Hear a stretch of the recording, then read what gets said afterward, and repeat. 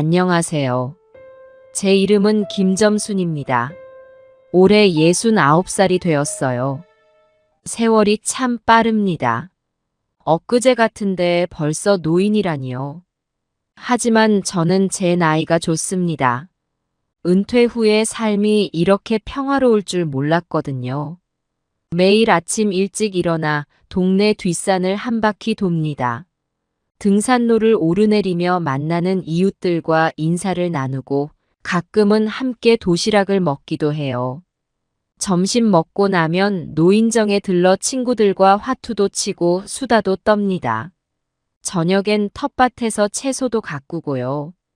하루가 어떻게 가는지 모를 정도로 바쁘고 즐거운 나날들이었죠.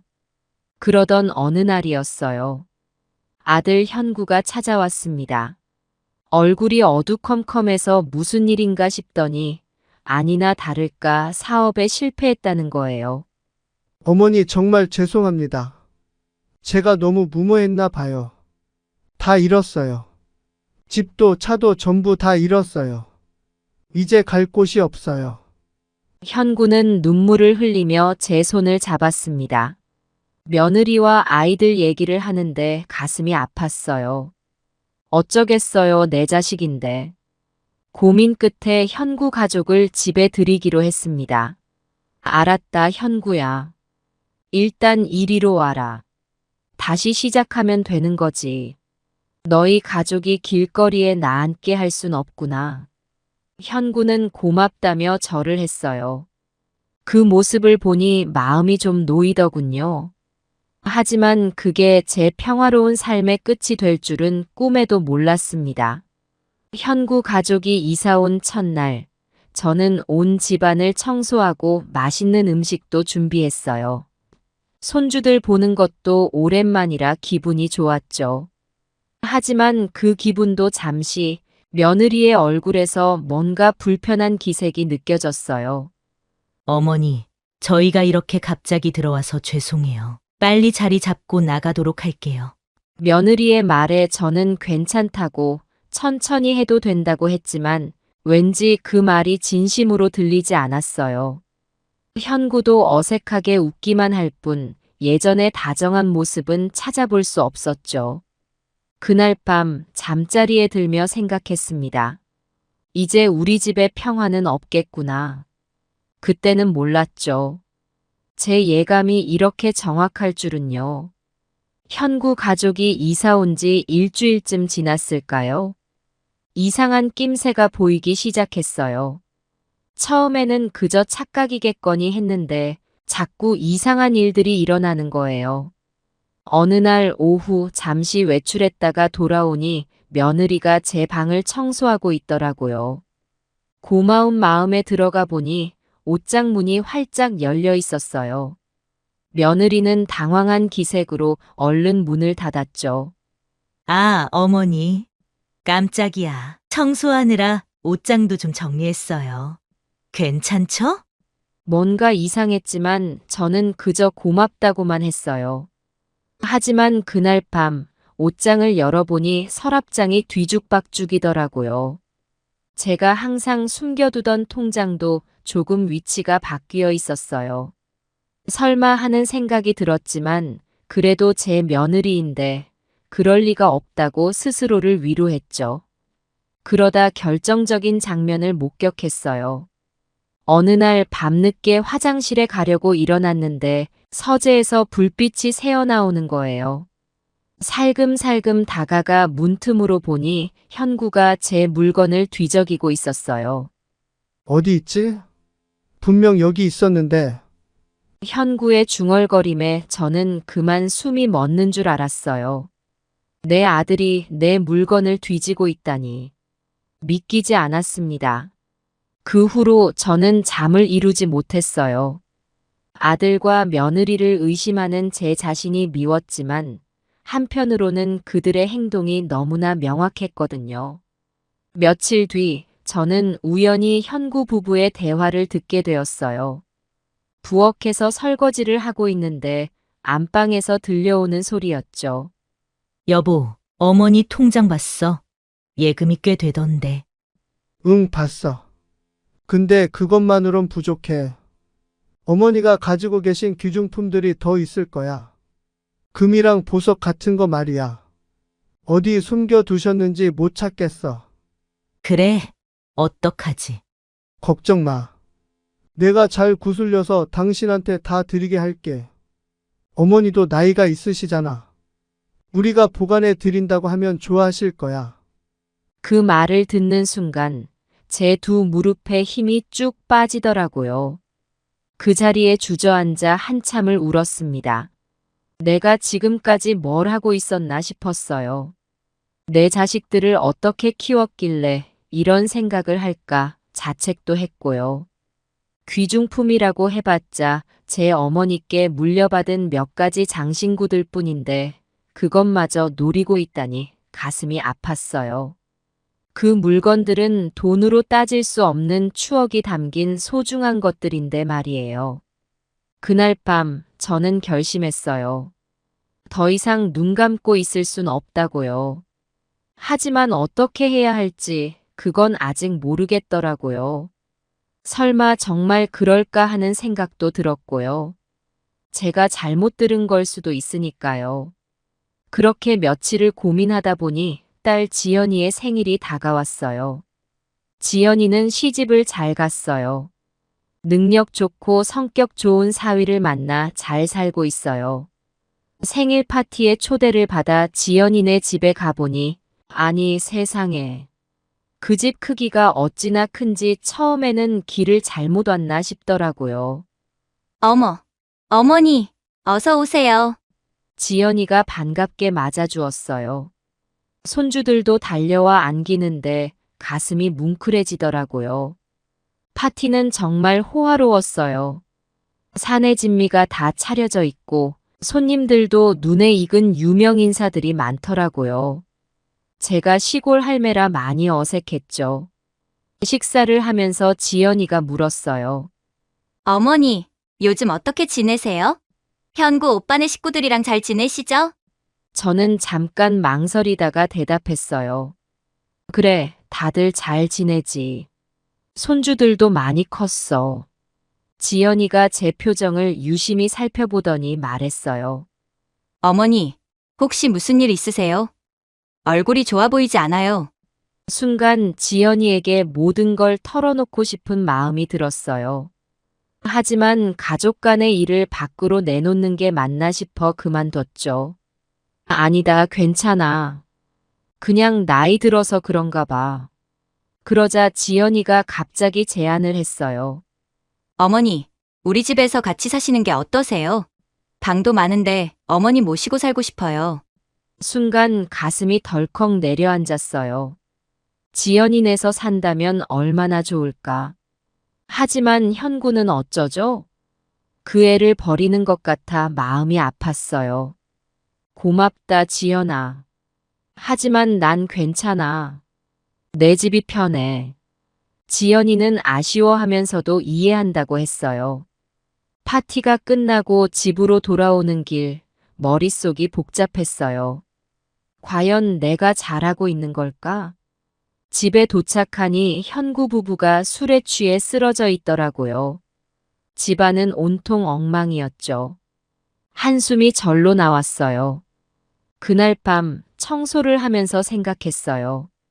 이러다간 정말 큰일 나겠구나. 하지만 아직도 어떻게 해야 할지 모르겠더라고요. 내 자식인데 어떻게 내칠 수 있겠어요. 그렇다고 이대로 당하고만 있을 순 없고. 그러던 어느 날 안사돈 생신이 다가왔어요. 저는 정성껏 준비하기로 했죠. 아무리 그래도 가족인데 성의를 보이면 마음이 조금은 달라지겠지 싶었거든요. 새벽부터 일어나 준비를 시작했어요. 장을 보러 나가 제일 좋은 재료들만 골랐죠. 집에 와서는 손이 닳도록 만두를 빚고 갈비찜도 정성스레 만들었어요. 우리 집 대대로 내려오는 비법으로 말이에요. 어머니, 뭘 그리 하세요? 그냥 사가면 되는데, 예. 며느리가 주방에 들어와 한마디 하더라고요. 저는 미소 지으며 대답했죠. 괜찮아. 이거 가져가면 좋아하실걸?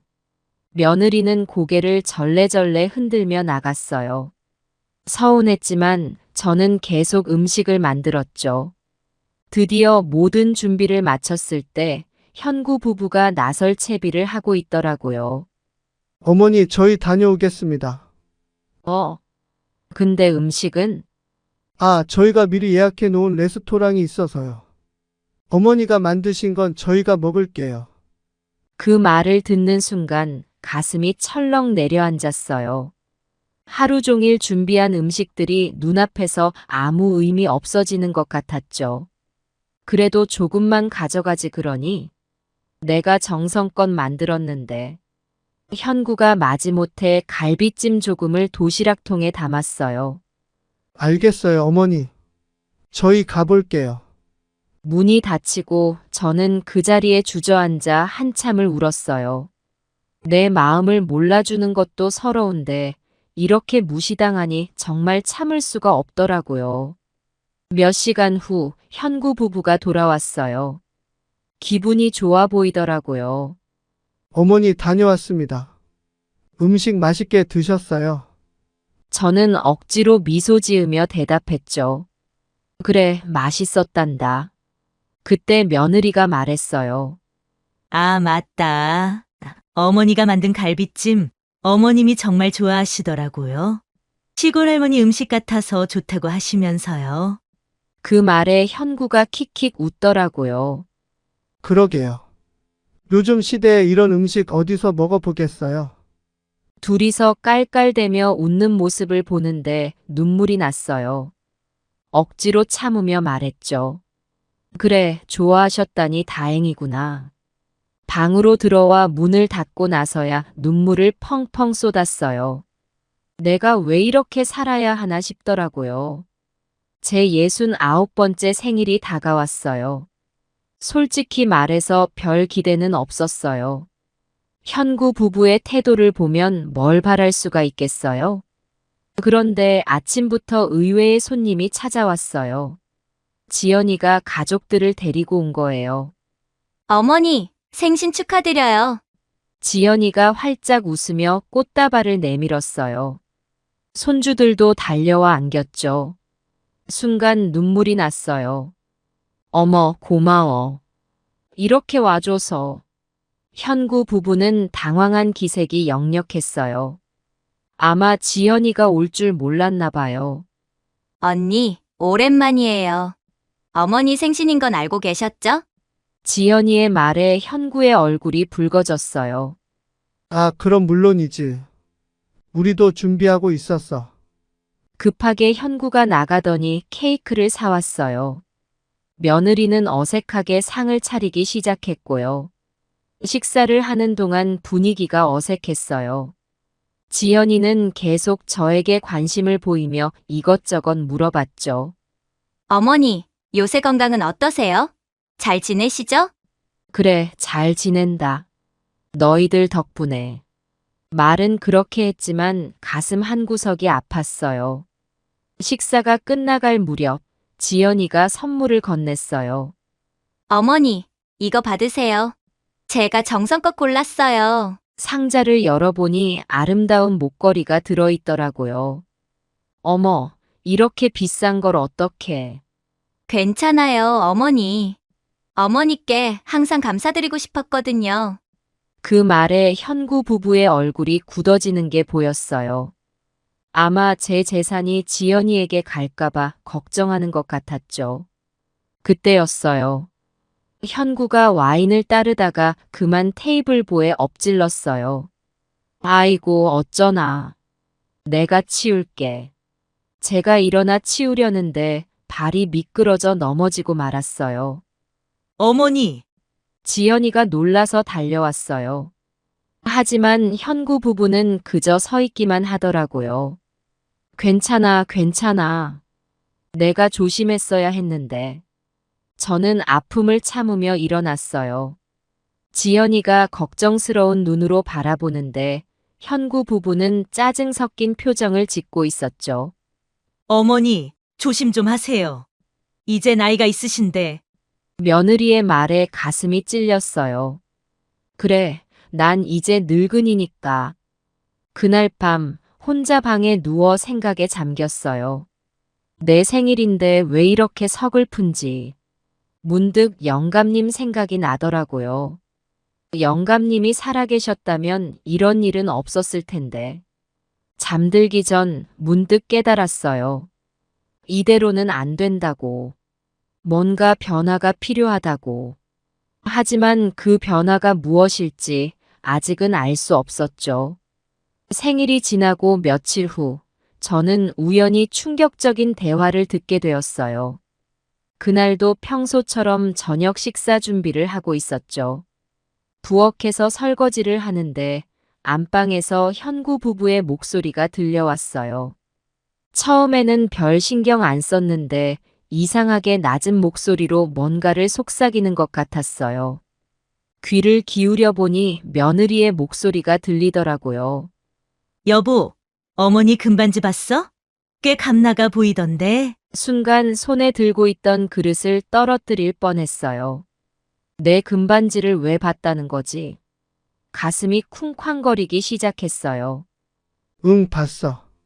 근데 그것만으론 부족해. 어머니 귀중품 분명히 더 있어. 어머니 장롱 어딘가에 숨겨두셨을 텐데 못 찾겠네. 현구의 대답에 저는 그만 숨이 멎는 줄 알았어요. 내 아들이, 내 며느리가 내 귀중품을 뒤지고 있었다니, 저번에 그게 진짜였네요. 그래? 어떡하지? 며느리의 말에 현구가 대답했어요. 기다려봐. 내가 더 찾아볼게. 어머니 서류들이랑 같이. 그 말을 듣는 순간 온몸에 힘이 빠지는 것 같았어요. 그릇을 떨어뜨리고 말았죠. 그 소리에 현구 부부가 부엌으로 달려왔어요. 어머니 괜찮으세요? 무슨 일이에요? 현구가 걱정스러운 듯 물었지만 그의 눈빛은 어딘가 불안해 보였어요. 며느리는 급하게 그릇 조각을 주워 담기 시작했고요. 아니다. 그릇을 떨어뜨렸네. 내가 치울게. 겨우 이 말을 하고 그릇 조각을 주워 담기 시작했어요. 손이 떨려서 제대로 집을 수가 없었어요. 어머니, 제가 할게요. 다치실라. 며느리가 제 손에서 그릇 조각을 가져갔어요. 그 순간 며느리와 눈이 마주쳤는데 왠지 며느리의 눈빛이 달라 보이더라고요. 마치 제가 뭔가를 들었을까봐 두려워하는 것 같았어요. 괜찮아. 내가 할 수 있어. 힘겹게 이 말을 하고 그릇 조각을 주워 담았어요. 현구 부부는 어색한 표정으로 서 있다가 천천히 물러갔죠. 그날 밤 잠을 이루지 못했어요. 머릿속에서 현구 부부의 대화가 계속 맴돌았거든요. 내가 지금까지 뭘 하고 있었나 하는 생각이 들었어요.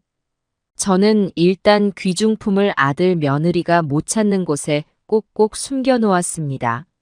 다음 날 아침 거울을 보는데 눈가에 주름이 더 깊어진 것 같았어요. 한숨이 절로 나왔죠. 식탁에 앉아 아침을 먹는데 현구가 물었어요. 어머니 어제 많이 피곤하셨나 봐요. 얼굴색이 안 좋으세요. 저는 억지로 미소 지으며 대답했어요. 아니야, 괜찮아. 그냥 나이 든 거지. 그 말에 현구 부부가 서로 눈짓을 주고받는 게 보였어요. 마치 잘 됐다는 듯한 표정이었죠. 그 모습을 보는 순간 가슴이 찢어지는 것 같았어요. 식사를 마치고 설거지를 하는데 현구가 다가왔어요. 어머니 실은 드릴 말씀이 있어요. 그래, 말해보렴. 저희가 어머니 재산을 좀 관리해 드리면 어떨까 해요. 어머니 연세도 있으시고. 순간 숨이 막히는 것 같았어요. 어제 들은 대화가 현실이 되어 눈앞에 펼쳐지고 있었거든요. 왜 그런 생각을 하게 된 거니? 아니, 그냥 어머니 건강도 좀 안 좋으신 것 같고 저희가 도와드리고 싶어서요. 현구의 말에 가슴이 아팠어요. 내 아들의 입에서 이런 말이 나오다니. 알았다, 현구야. 하지만 지금은 아니야. 내가 아직은 정정하니까. 현구의 얼굴에 실망감이 스쳐 지나갔어요. 그 모습을 보는 순간 결심했어요. 이대로는 안 되겠다고. 뭔가 해야겠다고. 그날 오후 지연이에게 전화를 걸었어요. 지연아, 엄마다. 시간 되면 좀 만나자. 할 얘기가 있어. 전화를 끊고 나니 심장이 쿵쾅거리더라고요. 이제 와서 지연이에게 이런 얘기를 해도 되는 걸까 망설여졌어요. 하지만 이대로 가만히 있을 순 없었죠. 이제 와서 후회해봤자 소용없어. 내 인생은 내가 지켜야 해. 그렇게 마음을 다잡으며 저는 지연이를 만날 준비를 했어요. 이제 무언가 변화가 필요한 때라는 걸 깨달았거든요. 그러다 추석이 다가왔어요. 명절이면 온 가족이 모이는 법이지만 이번엔 왠지 마음이 무거웠어요. 그래도 귀한 손주들 얼굴도 보고 싶고 해서 아침부터 부산하게 움직였죠. 새벽 5시 알람 소리에 눈을 떴어요. 몸은 피곤했지만 할 일이 많아 억지로 일어났죠. 부엌에 들어서니 어젯밤 설거지해 놓은 그릇들이 반짝이며 저를 반겼어요. 아이고, 늙었다고 첫 새벽부터 이러고 있으니. 혼잣말을 하며 앞치마를 둘렀어요. 명절 음식 준비는 힘들지만 가족들이 맛있게 먹는 모습을 상상하며 힘을 냈죠. 제사 음식부터 시작했어요. 갈비찜, 전, 나물. 하나하나 정성을 다해 만들었어요. 손주들 선물도 챙기고 시간 가는 줄 모르고 일했네요. 어머니, 저희가 뭐 좀 도와드릴까요? 어느새 일어난 현구 부부가 주방에 들어왔어요. 아니야, 괜찮아. 내가 할 수 있어. 에이, 그래도 도와드려야죠. 어머니 연세가 있으신데. 며느리의 말에 가슴이 찔렸어요. 그래, 난 이제 늙은이니까. 하지만 겉으로는 미소 지으며 대답했어요. 고마워. 그럼 저기 나물 좀 묻혀주렴. 네. 근데 나물은 어머니밖에 안 드시잖아요. 그래. 그래서 조금만 샀어. 며느리가 나물을 묻히는 동안 현구는 어색하게 서 있다가 말했어요. 어머니 곧 지연이네도 올 거예요. 방 정리는 제가 할게요. 그래, 고맙다. 현구가 방을 정리하러 간 사이 저는 며느리와 단둘이 있게 됐어요. 어색한 침묵이 흘렀죠. 어머니, 요새 건강은 어떠세요? 그래, 늙은이가 그러려니 하지. 아이고, 무슨 말씀을. 어머니는 아직 정정하세요? 며느리의 말에 쓴웃음이 나왔어요. 얼마 전까지만 해도 내 재산을 노리던 사람이 갑자기 이렇게 다정한 척 하는 게 가소로웠거든요. 잠시 후 지연이네 가족이 도착했어요. 손주들이 달려와 안기는데 눈물이 날 것 같더라고요. 할머니, 보고 싶었어요. 그래, 할미도 보고 싶었단다.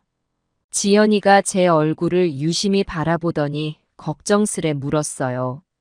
어머니, 얼굴색이 안 좋아 보여요. 무슨 일 있으세요? 순간 모든 걸 털어놓고 싶은 마음이 들었어요. 하지만 명절인데 분위기 흐리고 싶지 않아 참았죠. 아니야, 괜찮아. 그냥 나이 든 거지. 지연이가 뭔가 더 물어보려는 찰나 현구가 끼어들었어요. 야, 어머니 걱정 그만해. 우리가 잘 모시고 있으니까. 그 말에 지연이가 미심쩍은 표정을 지었지만 더 말은 하지 않았어요. 근데 며느리가 무친 나물 맛이 조금 이상했어요. 제사를 지내고 식사를 하는 동안 저는 계속 불편했어요. 현구 부부가 자꾸 저를 쳐다보며 뭔가 속삭이는 게 느껴졌거든요. 설마 하는 생각이 들었죠. 식사가 거의 끝나갈 무렵 갑자기 속이 안 좋아졌어요. 잠깐 화장실 좀 다녀올게. 자리에서 일어나는데 어지러움이 몰려왔어요. 식은 땀이 나고 온몸에 힘이 빠지는 것 같았죠. 그래도 괜찮을 거라 생각하고 화장실로 향했어요. 화장실에 들어가자마자 구토가 났어요. 속이 너무 안 좋아 한동안 변기를 붙잡고 있었죠. 머릿속이 어지럽고 온몸에 힘이 빠졌어요. 어머니, 괜찮으세요? 지연이의 목소리가 들렸어요. 하지만 대답할 힘이 없었죠. 어머니! 지연이가 문을 열고 들어왔어요. 저는 그대로 쓰러졌고 그 뒤로는 기억이 없어요. 희미하게 의식이 돌아왔을 때 제 주변에서 말소리가 들렸어요. 식중독인 것 같아. 심각해 보이니 빨리 병원으로 모셔야겠어. 지연이의 다급한 목소리가 흐릿한 의식 속으로 파고들었어요. 눈을 뜨려 해도 도저히 힘이 나지 않았죠. 온몸이 땀으로 젖어 있었고 속은 천불이 나는 것 같았어요. 그때 현구의 목소리가 들렸어요. 평소와는 다른 짜증 섞인 톤이었죠. 병원? 그렇게까지 해야 돼? 그냥 쉬시면. 현구의 말에 지연이가 버럭 소리를 질렀어요. 오빠, 어머니 상태가 심각해. 빨리 가야 해. 이러다 큰일 나겠어. 지연이의 다급한 목소리에 현구도 마지못해 동의한 것 같았어요. 하지만 그의 목소리에서 진심 어린 걱정은 느껴지지 않았죠. 저는 의식이 흐릿한 채로 구급차에 실렸어요. 오빠, 나는 차로 갈게. 다시 돌아오려면 차 한 대는 있어야지. 사이렌 소리가 멀게만 들리는 가운데 현구 부부의 대화가 귓가에 맴돌았어요. 여보, 이거 큰일이네. 병원비는 어떡하지? 현구의 목소리였어요. 그의 말에 며느리가 대답했죠. 걱정 마요. 어차피 어머니 통장 있잖아요. 거기서 빼면 되죠. 그 말을 듣는 순간 가슴이 찢어지는 것 같았어요. 내 몸보다 병원비가 더 중요했나 봐요. 눈물이 눈가에 고였지만 흘릴 힘조차 없었어요. 구급차가 덜컹거리며 달리는 동안 현구 부부의 대화는 계속됐어요. 근데 여보, 이번 기회에 어머니를 요양원에 모시는 건 어때요? 우리 둘 다 바빠서 제대로 돌봐드리기 힘들잖아요. 며느리의 말에 현구가 대답했어요. 그러게. 어차피 이번 일로 병원비도 많이 들 텐데 요양원에 가시면 우리도 편하고 좋지 않을까? 그들의 대화를 들으며 저는 눈을 감았어요. 아들과 며느리의 말 한마디 한마디가 비수가 되어 가슴을 파고들었죠. 내가 뭘 그리 잘못했다고 이런 대접을 받는 걸까? 병원에 도착해서 응급실로 들어갔어요. 의사 선생님이 이것저것 검사하시더니 걱정스러운 표정으로 말씀하셨어요. 심각한 식중독이에요. 빨리 오셔서 다행이네요. 조금만 늦었어도 위험할 뻔했어요. 연세가 있으셔서 더 조심해야 합니다. 그 말에 지연이가 안도의 한숨을 쉬었어요. 정말 다행이에요, 선생님. 어머니, 이제 괜찮으실 거예요. 지연이가 제 손을 꼭 잡아주었어요. 그 따뜻한 손길에 잠시 안도감이 들었죠. 하지만 현구는 선생님, 입원해야 하나요? 집에서 몸조리하면 안 될까요? 의사 선생님이 놀란 표정으로 현구를 바라보았어요. 아니요. 지금 상태로는 절대 안 됩니다. 최소 일주일은 입원하셔야 해요. 탈수 증상도 심하고 전해질 불균형도 있어서 집중 치료가 필요해요. 현구의 얼굴이 굳어지는 게 보였어요. 그 모습을 보며 저는 눈물이 났어요. 아들의 표정에서 걱정이 아닌 불편함만이 느껴졌거든요. 어머니, 제가 곁에 있을게요. 걱정 마세요. 지연이가 다시 한번 제 손을 잡아주었어요. 그 따뜻한 손길에 안도감이 들었죠. 하지만 동시에 미안한 마음도 들었어요. 지연이에게 폐를 끼치는 것 같아서요. 입원실로 옮겨진 후 지연이가 화장실에 갔을 때 현구 부부는 집에 간다며 먼저 가버렸어요. 어머니, 저희 먼저 가볼게요. 집에 애들이 있어서요.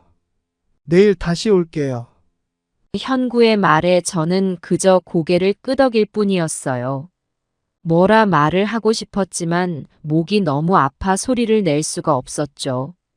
그들이 나가는 모습을 보며 문득 귀가 솔깃해졌어요. 현구 부부가 문 밖에서 소곤거리는 소리가 들렸거든요. 여보, 이거 좋은 기회 아닐까요? 무슨 소리야? 어머니가 이렇게 아프시니까 우리가 재산 관리를 해드려야 한다고 설득하기 좋잖아요.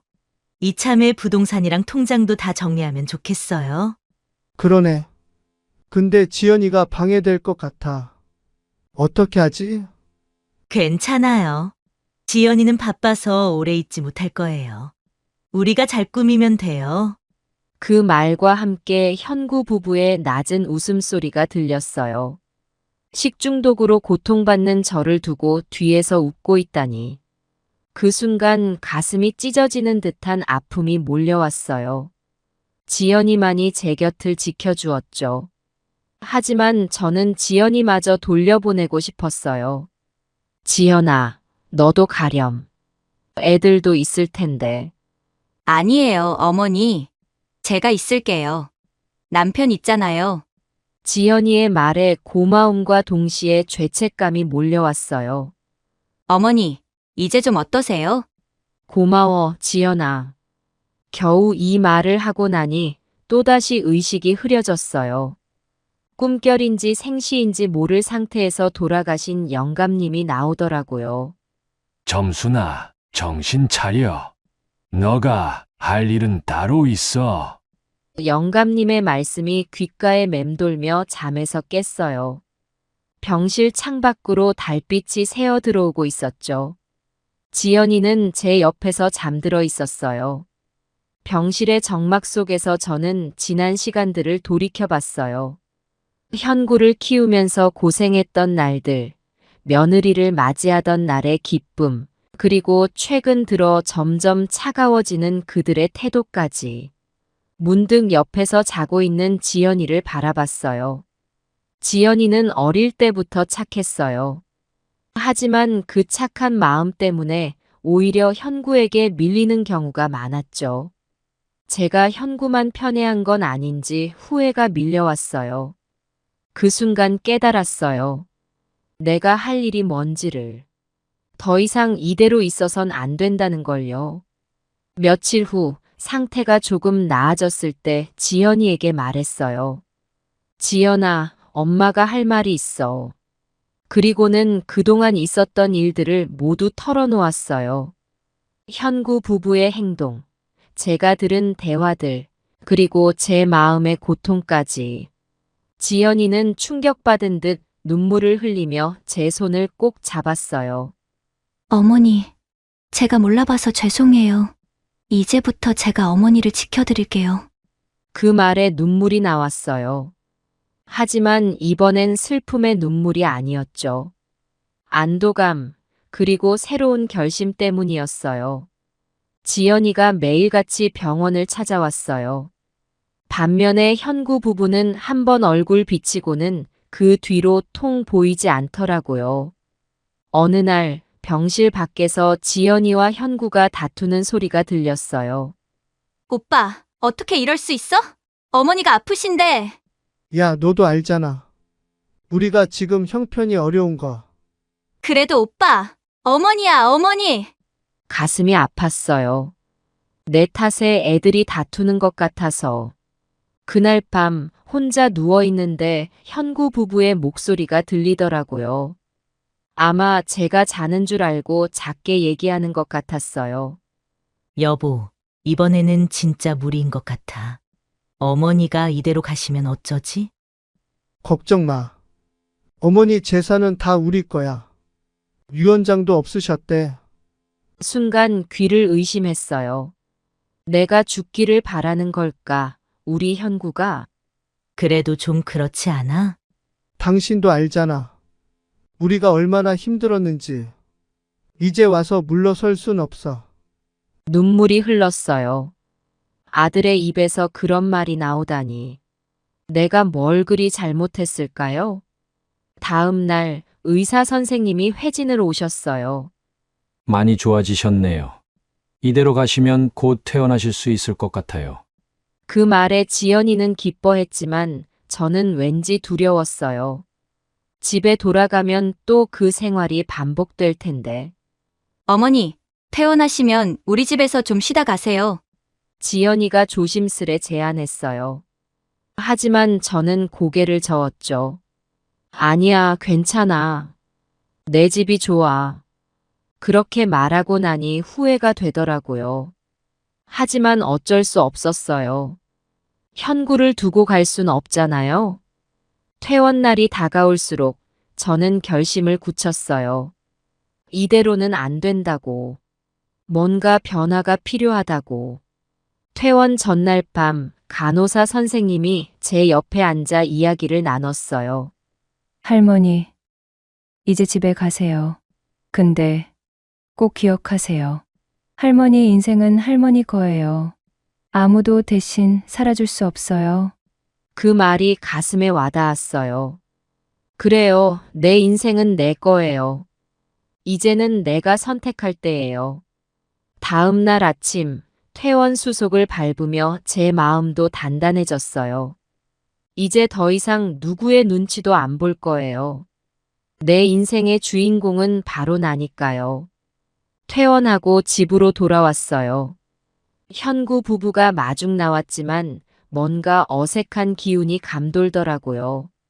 어머니 건강해 보이세요? 다행이에요. 며느리의 말에 저는 그저 미소로 답했어요. 이제는 그들의 진심을 알아버렸으니까요. 집에 도착하자마자 현구가 말했어요. 어머니, 저희가 좀 나가봐야 할 것 같아요. 급한 일이 생겼거든요. 그래, 다녀오너라. 그들이 나가자마자 저는 안도의 한숨을 쉬었어요. 혼자 있고 싶었거든요. 하지만 얼마 지나지 않아 이상한 낌새를 느꼈어요. 서재에서 무언가 부스럭거리는 소리가 들리는 거예요. 살금살금 다가가 보니 현구 부부가 또 서류를 뒤지고 있더라고요. 어디 있지? 어머니 부동산 서류가 여기 있어야 하는데. 빨리 찾아. 어머니가 돌아오시기 전에. 그 순간 저는 가슴이 철렁 내려앉았어요. 그들이 서재를 나설 때 저는 재빨리 방으로 들어갔어요. 머릿속이 복잡했죠. 어떻게 해야 할지, 누구를 믿어야 할지. 그날 밤 잠을 이루지 못하고 뒤척이다 결심했어요. 이대로는 안 되겠다고. 다음 날 아침 일찍 일어나 변호사 사무실로 향했어요. 변호사님, 제 재산을 정리하고 싶어요. 네, 어떻게 하고 싶으신가요? 대부분을 자선단체에 기부하고 싶어요. 그리고 남은 것은 제가 쓰고 싶고요. 변호사님이 놀란 표정을 지었지만 곧 이해한다는 듯 고개를 끄덕였어요. 알겠습니다. 유언장을 작성해 드리겠습니다. 집으로 돌아오는 길 마음이 한결 가벼워졌어요. 하지만 집에 도착하자마자 현구 부부와 마주쳤어요. 어머니 어디 다녀오셨어요? 아, 그냥 산책 좀 했다. 거짓말이 썩 마음에 들진 않았지만 아직은 때가 아니라고 생각했어요. 그날 밤 다시 한번 제 결정이 옳았다는 걸 확신했어요. 이제 정말 변화가 필요한 때라고요. 며칠 후 변호사님에게서 연락이 왔어요. 유언장 작성이 끝났다고 하더라고요. 김 여사님, 이제 오셔서 서명만 하시면 됩니다. 그 말을 듣는 순간 가슴이 뛰었어요. 이제 정말 돌이킬 수 없는 결정을 하는 거니까요. 사무실에 도착해서 유언장을 꼼꼼히 읽어봤어요. 제가 원하는 대로 잘 작성되어 있더라고요. 이대로 하겠습니다. 서명을 하고 나오는데 마음이 복잡했어요. 이게 과연 옳은 결정일까? 현구를 너무 야박하게 대하는 건 아닐까? 집에 돌아와 보니 현구 부부가 기다리고 있더라고요. 어머니, 어디 다녀오셨어요? 아, 그냥 친구 만나고 왔어. 또다시 거짓말을 하는 제 모습이 싫었지만 아직은 때가 아니라고 생각했어요. 그날 밤 잠을 이루지 못하고 뒤척이다 결심했어요. 이제는 모든 걸 털어놓을 때라고. 다음 날 아침 현구 부부를 불러 앉혔어요. 너희들에게 할 얘기가 있구나. 그리고는 모든 걸 말했어요. 제가 들은 대화들, 느낀 점들, 그리고 제가 내린 결정까지. 대부분의 재산을 자선단체에 기부하기로 했다. 너희에게 줄 것은 얼마 없을 거야. 현구 부부의 얼굴이 창백해졌어요. 어머니, 그게 무슨 말씀이세요? 저희가 뭘 잘못했나요? 잘못은 없어. 다만 너희의 진심을 봤을 뿐이지. 현구가 울면서 매달렸어요. 어머니, 제발요. 저희에게 기회를 주세요. 하지만 저는 단호했어요. 현구야, 이건 내 결정이야. 내 인생에 대한 결정은 내가 해. 그 말에 현구 부부는 할 말을 잃은 듯 했어요. 이제 난 요양원에 들어가려고 해. 거기서 새로운 삶을 시작할 거야. 현구 부부는 눈물을 흘리며 애원했지만 제 마음은 이미 정해져 있었어요. 그날 저녁 지연이에게 전화해서 모든 걸 설명했어요. 어머니, 정말 대단하세요. 저는 어머니 결정을 존중해요. 지연이의 말에 눈물이 났어요. 고마워, 지연아. 이제 정말 새로운 삶이 시작되는 거예요. 두렵기도 하지만 한편으로는 설레기도 해요. 내 인생의 주인공은 바로 나니까요. 요양원에 들어온 지 벌써 한 달이 지났어요. 처음에는 낯설고 불안했지만 이제는 꽤 적응이 됐어요. 아침에 일어나면 창밖으로 보이는 작은 정원이 참 예쁘더라고요. 매일 아침 그 풍경을 보는 게 일상의 작은 행복이 되었어요. 김점순 할머니, 오늘 기분은 어떠세요? 간호사 선생님의 상냥한 목소리에 저는 미소 지으며 대답했어요. 덕분에 좋아요. 오늘도 잘 부탁드려요. 요양원 생활은 생각보다 바빠요. 아침 식사 후에는 체조 시간이 있어요. 처음에는 몸이 뻣뻣해서 힘들었는데 이제는 제법 몸이 부드러워진 것 같아요. 점순 씨, 오늘은 팔 운동을 열심히 하셨네요. 옆에 계신 박말순 할머니가 말을 걸어오셨어요. 말순 할머니는 제 또래신데 항상 밝고 긍정적이세요. 덕분에 저도 힘을 얻곤 해요. 말순 씨도 열심히 하셨어요. 우리 둘 다 건강해질 거예요. 체조가 끝나면 각자 취미 활동을 해요. 저는 뜨개질을 하기 시작했어요. 예전에는 바빠서 못했는데 이제야 시간이 생겼네요. 점순 씨, 그 목도리 누구 줄 거예요? 옆에서 뜨개질 하시던 이영자 할머니가 물으셨어요. 글쎄요. 아직 정하지 않았어요. 어쩌면 우리 지연이에게 줄지도 몰라요. 영자 할머니는 슬며시 웃으셨어요. 좋겠어요. 자주 오는 따님이 있어서 저는 자식들 얼굴 본 지가 언젠지 모르겠네요. 그 말에 마음이 아팠어요. 영자 할머니뿐만 아니라 여기 계신 많은 분들이 비슷한 처지셨거든요. 영자 씨, 우리가 서로의 가족이 되어줄게요. 여기 있는 우리 모두가 한 가족이에요. 그 말에 영자 할머니의 눈시울이 붉어졌어요. 저도 덩달아 눈물이 났죠. 점심 식사 시간이 되면 식당으로 모여요. 오늘의 메뉴는 갈비찜이에요. 와, 오늘은 특별한 날인가 봐요. 갈비찜이라니. 말순 할머니가 신나하셨어요. 저도 덩달아 기분이 좋아졌죠. 맞아요. 갈비찜 냄새만 맡아도 힘이 나는 것 같아요.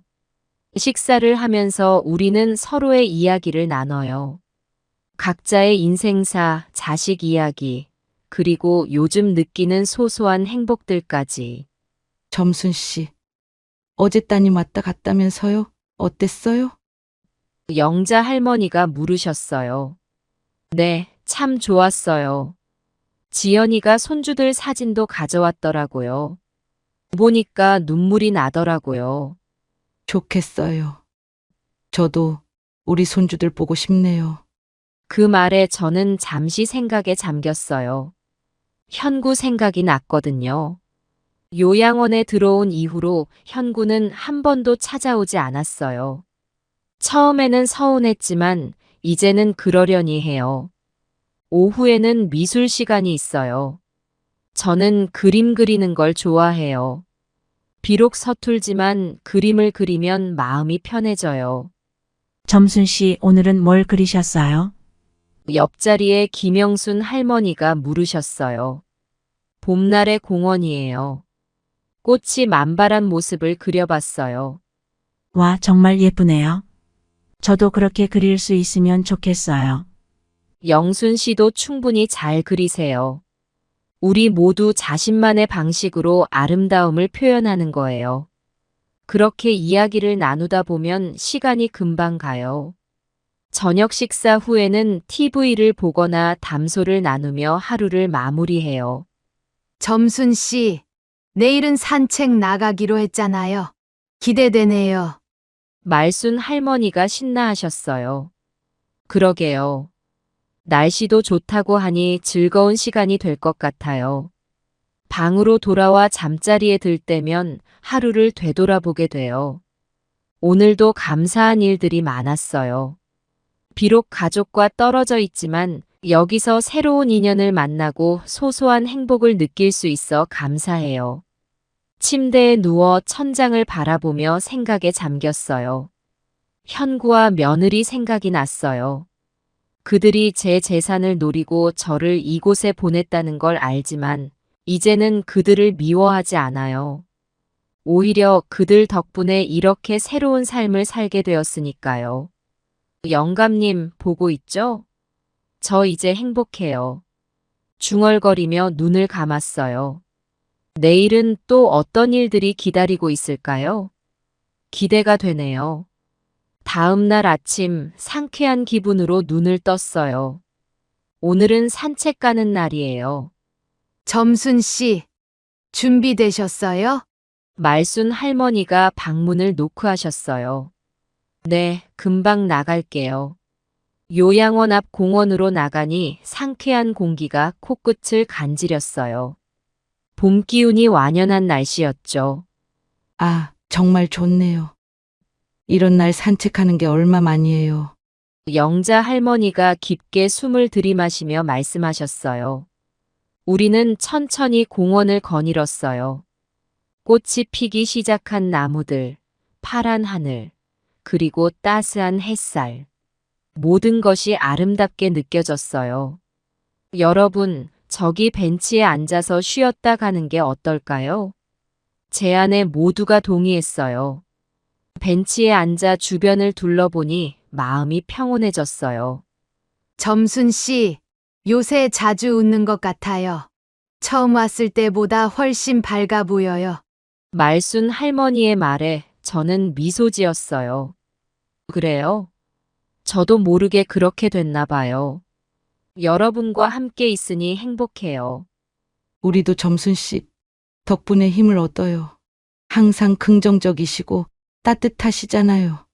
영자 할머니의 말에 가슴이 뭉클해졌어요. 고마워요, 여러분. 우리 모두가 서로에게 힘이 되는 것 같아요. 그렇게 이야기를 나누다 보니 어느새 점심시간이 다가왔어요. 요양원으로 돌아가는 길, 우리는 모두 한결 가벼워진 발걸음으로 걸었어요. 오후에는 음악 시간이 있었어요. 선생님이 오셔서 우리에게 노래를 가르쳐 주셨죠. 자, 오늘은 세상에서 아름다운 것들이라는 노래를 배워볼게요. 노래를 따라 부르다 보니 어느새 눈시울이 붉어졌어요. 가사 하나하나가 가슴에 와닿았거든요. 세상에는 정말 아름다운 것들이 많아요. 우리의 삶도 그중 하나죠. 선생님의 말씀에 모두가 고개를 끄덕였어요. 저녁 식사 후 우리는 대화의 시간을 가졌어요. 오늘 있었던 일들, 그리고 각자의 인생 이야기를 나누는 시간이죠. 점순 씨, 오늘 산책하면서 무슨 생각하셨어요? 영순 할머니가 물으셨어요. 글쎄요. 제 인생을 되돌아봤어요. 힘들었던 순간도 있었지만 지금 이 순간이 참 행복하다고 느꼈어요. 맞아요. 저도 그랬어요. 우리가 이렇게 함께 있다는 게 얼마나 큰 축복인지 모르겠어요. 말순 할머니의 말에 모두가 공감했어요. 밤이 되어 각자의 방으로 돌아갔어요. 침대에 누워 오늘 하루를 되새겨 봤어요. 영감님, 저 이제 정말 행복해요. 이곳에서 새로운 가족을 만났어요. 현구와 며느리 때문에 힘들어했던 시간들이 오히려 저를 이곳으로 인도해 줬네요. 눈을 감으며 생각했어요. 내일은 또 어떤 행복이 기다리고 있을까? 기대가 되네요. 이렇게 하루하루 지내다 보니 요양원에서의 시간이 빠르게 흘러갔어요. 어느새 6개월이 지났네요. 그동안 많은 일들이 있었어요. 지연이가 정기적으로 찾아와 줬어요. 손주들 사진도 가져오고 가끔은 직접 데리고 오기도 했죠. 그때마다 제 마음은 꽃밭이 되는 것 같았어요. 현구는 아직 한 번도 오지 않았어요. 처음에는 서운했지만 이제는 그러려니 해요. 대신 이곳에서 만난 새로운 가족들이 그 빈자리를 채워주고 있어요. 요양원 생활은 제게 많은 것을 가르쳐 줬어요. 나이 들어간다는 것이 꼭 슬픈 일만은 아니라는 것. 새로운 인연을 만나는 기쁨, 그리고 매일 감사할 일을 찾는 행복. 이제 저는 매일 아침 감사일기를 써요. 작은 것에도 감사하는 마음을 갖게 되었거든요. 오늘의 일기는 이렇게 끝맺었어요. 오늘도 행복한 하루를 보냈습니다. 함께 웃고 울 수 있는 친구들이 있어 감사합니다. 비록 가족과 떨어져 있지만 이곳에서 새로운 가족을 만났습니다. 영감님, 이제야 진정한 행복이 무엇인지 알게 되었어요. 일기를 쓰고 나니 마음이 편안해졌어요. 창밖을 바라보니 별들이 반짝이고 있었죠. 문득 현구 생각이 났어요. 그 애는 잘 지내고 있을까? 다음 날 아침, 여느 때와 같이 체조로 하루를 시작했어요. 그런데 오늘은 뭔가 분위기가 달랐어요. 여러분, 오늘은 특별한 손님이 오신대요. 간호사 선생님의 말에 모두가 궁금해했어요. 누구신데요? 글쎄요. 아직 비밀이래요. 점심시간에 만나보시면 알 거예요. 그 말에 우리는 더욱 호기심이 생겼어요. 아침 내내 이야기꽃이 피었죠. 점순 씨, 혹시 따님이 올 거라고 말씀 안 하셨어요? 말순 할머니가 물으셨어요. 아니에요. 지연이는 이번 주말에 온다고 했는데. 점심시간이 다가오자 모두의 마음이 설레기 시작했어요. 식당으로 가는 길에 낯선 얼굴들이 보이더라고요. 식당에 들어서자 놀라운 광경이 펼쳐졌어요. 테이블마다 꽃다발이 놓여 있고 풍선도 달려 있었어요. 여러분, 오늘은 특별한 날입니다. 바로 가족의 날이에요. 원장 선생님의 말씀에 모두가 놀랐어요. 그리고 그 뒤로 익숙한 얼굴들이 나타났어요. 어머니, 지연이의 목소리였어요. 지연이와 손주들이 달려와 저를 안았어요. 지연아, 이게 무슨 일이니? 어머니, 오늘은 요양원에서 준비한 특별한 날이에요. 가족들을 초대했대요. 주변을 둘러보니 다른 할머니, 할아버지들도 가족들과 재회하고 있었어요. 눈물을 흘리는 분들도 계셨죠. 그때 믿을 수 없는 광경을 보았어요. 현구가 서 있었어요. 어머니, 현구의 목소리가 떨렸어요. 저는 잠시 할 말을 잃었어요. 현구야. 현구가 천천히 다가왔어요. 그의 눈에 눈물이 고여 있었죠. 어머니 죄송합니다. 정말 죄송합니다. 현구가 갑자기 무릎을 꿇고 울기 시작했어요. 그동안 어머니를 너무 괴롭혔어요. 제가 어리석었습니다. 용서해 주세요. 저는 현구의 머리를 쓰다듬었어요. 미움보다는 안타까움이 더 컸어요. 일어나라, 현구야. 엄마는 너가 찾아와줘서 고맙다. 현구가 고개를 들었어요. 그의 눈에는 진심 어린 후회의 빛이 보였어요. 어머니 이제부터 제대로 효도하겠습니다. 용서해 주세요. 저 어머니 재산 욕심 없어요. 얼마 전에 새로 시작한 사업이 잘 되고 있어서요. 이제 제 걱정 안 하셔도 돼요. 저는 현구를 안아주었어요. 오랜 시간 동안 쌓였던 벽이 무너지는 것 같았죠. 그날 점심 식사는 특별했어요. 가족들과 함께 먹는 식사라 그런지 평소보다 더 맛있었어요. 이야기꽃도 피었죠. 할머니, 요양원 생활은 어떠세요? 큰 손주가 물었어요. 좋단다. 할머니가 여기서 새로운 친구들도 만나고 매일 재미있게 지내고 있어. 그래요? 다행이에요. 저희가 자주 못 와서 죄송해요. 괜찮아. 너희들 생각하면서 할머니가 더 열심히 살고 있단다. 식사가 끝나고 작은 공연이 있었어요. 요양원 어르신들이 준비한 합창이었죠. 우리가 노래를 부르는 동안 가족들은 박수를 치며 호응해 주었어요. 노래가 끝나고 현구가 다가왔어요.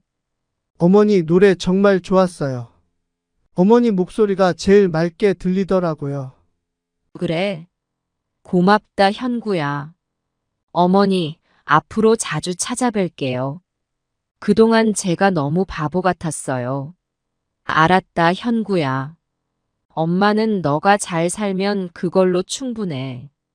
해가 저물 무렵 가족들이 돌아갈 시간이 되었어요. 아쉬움이 가득한 작별 인사가 오갔죠. 어머니, 다음에 또 올게요. 그때까지 건강하세요. 지연이가 저를 꼭 안아주었어요. 그래, 지연아. 너희들 덕분에 정말 행복한 하루였어. 현구도 다가와 저를 안아주었어요. 어머니 정말 죄송합니다. 앞으로는 제대로 된 아들이 되겠습니다.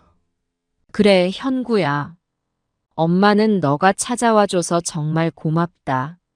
가족들이 떠난 후 요양원은 다시 조용해졌어요. 하지만 우리의 마음은 그 어느 때보다 따뜻했죠.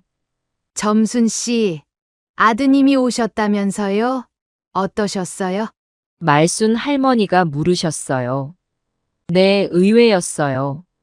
하지만 정말 기뻤어요.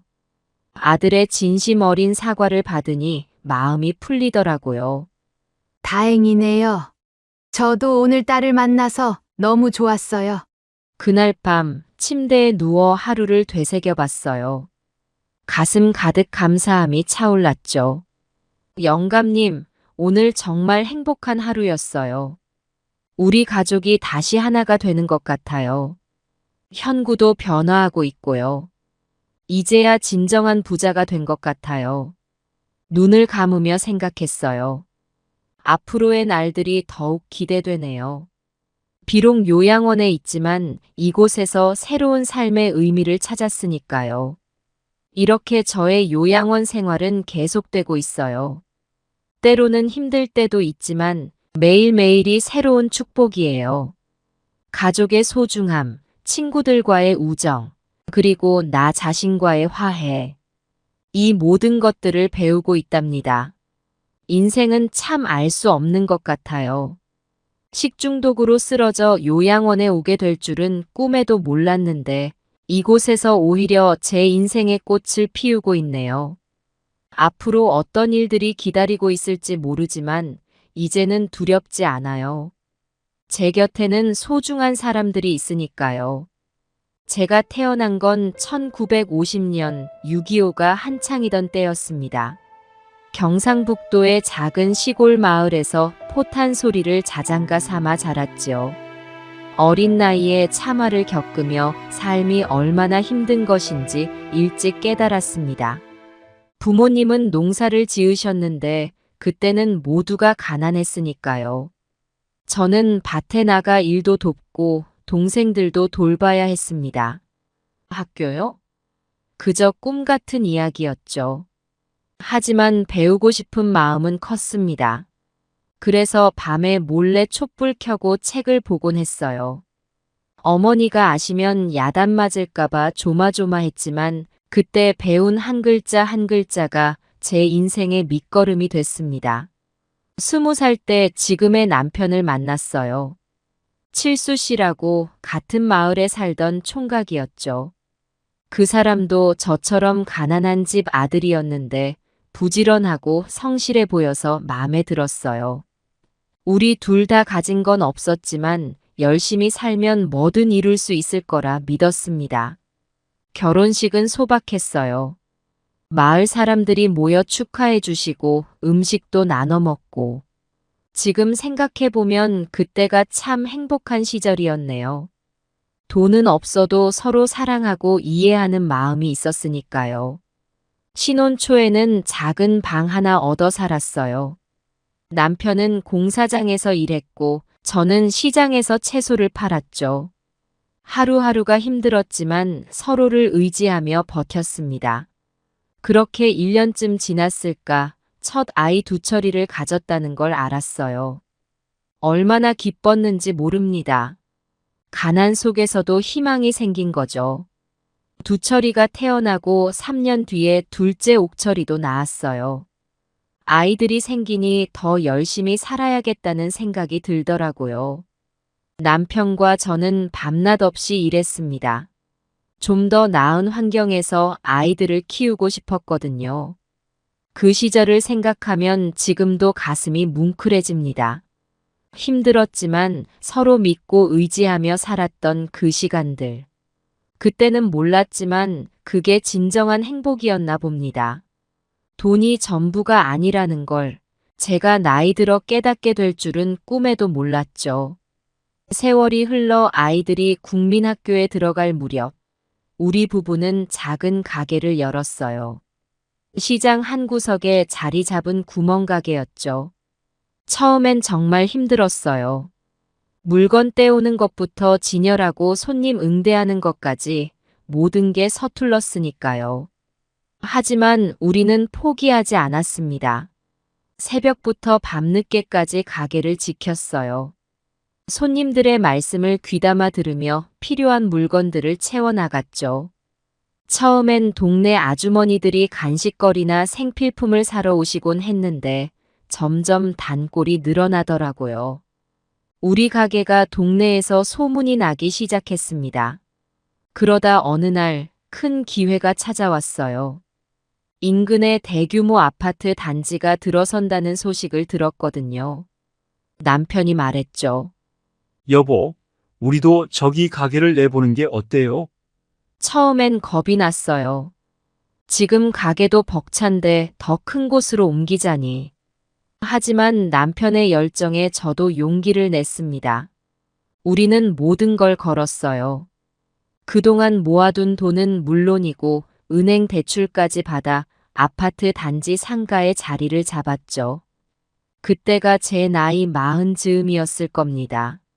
가게 규모는 커졌지만 여전히 우리 부부의 정성은 같았어요. 손님 한 분 한 분을 내 가족처럼 대했죠. 그렇게 10년이 흘렀습니다. 우리 가게는 동네에서 가장 큰 슈퍼마켓으로 성장했어요. 직원도 여럿 두게 되었고 매출도 꾸준히 늘어났죠. 아이들은 대학에 들어갔고 우리 부부는 처음으로 여유를 느끼기 시작했습니다. 하지만 행복도 잠시. 남편이 갑자기 쓰러진 거예요. 병원에 갔더니 말기 암이라더군요. 그동안 너무 열심히 일하느라 자기 몸을 돌보지 못한 거죠. 남편은 1년도 못 버티고 세상을 떠났습니다. 당시 제 나이 55이었어요. 남편이 떠난 후 저는 정말 힘들었습니다. 하루하루가 지옥 같았어요. 하지만 아이들을 생각하며 다시 일어섰죠. 남편의 뜻을 이어 사업을 더 키워나갔습니다. 그 과정에서 부동산에도 투자하게 되었고 운 좋게 큰 돈을 벌게 되었어요. 60대 중반에 접어들 무렵 저는 꽤 큰 재산을 가진 사람이 되어 있었습니다. 하지만 그때는 몰랐어요. 그 재산이 나중에 제 인생을 어떻게 뒤흔들어 놓을지. 두철이가 30살 때 결혼한다고 했어요. 그 소식을 들었을 때 제 마음은 기쁨으로 가득 찼습니다. 아들이 장성에서 짝을 만나 새 삶을 시작한다는 것. 그보다 더 행복한 일이 어디 있겠어요? 밤새 잠을 이루지 못했어요. 그동안 키워온 세월이 주마등처럼 스쳐 지나갔죠. 아들의 신부감을 처음 본 날, 저는 눈물을 참느라 애썼어요. 키가 적당히 크고 볼이 발그레한 예쁜 아가씨였죠. 수줍은 듯 고개를 숙이고 있는 모습이 꼭 제가 젊었을 때 모습 같아 보였어요.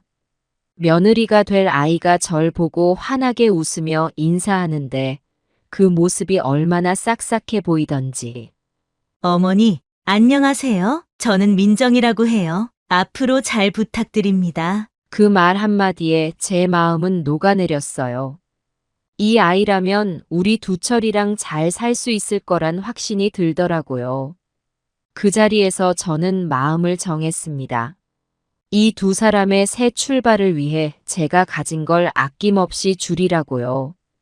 결혼 준비 기간 동안 저는 정신없이 바빴어요. 예단이며 예물이며 하나하나 제 눈으로 직접 보고 골랐죠. 특히 신혼집 마련에는 더 신경을 썼어요. 아들과 며느리가 편하게 살 수 있는 곳이어야 한다고 생각했거든요. 여기저기 발품을 팔아 좋은 아파트를 골랐습니다. 위치도 좋고 전망도 좋은 곳으로요. 엄마, 이런 좋은 집까지 사주시다니 너무 죄송해요. 두철이가 그렇게 말하는데 제 가슴이 뿌듯해졌어요. 아들이 좋아하는 모습을 보니 제가 한 선택이 옳았다는 생각이 들었죠. 집 안 가구며 가전제품도 모두 새 것으로 채웠어요. 신혼 살림에 부족함이 없도록 하고 싶었거든요. 결혼식 날, 저는 아침 일찍부터 일어나 준비했어요. 긴장도 되고 설레기도 했죠.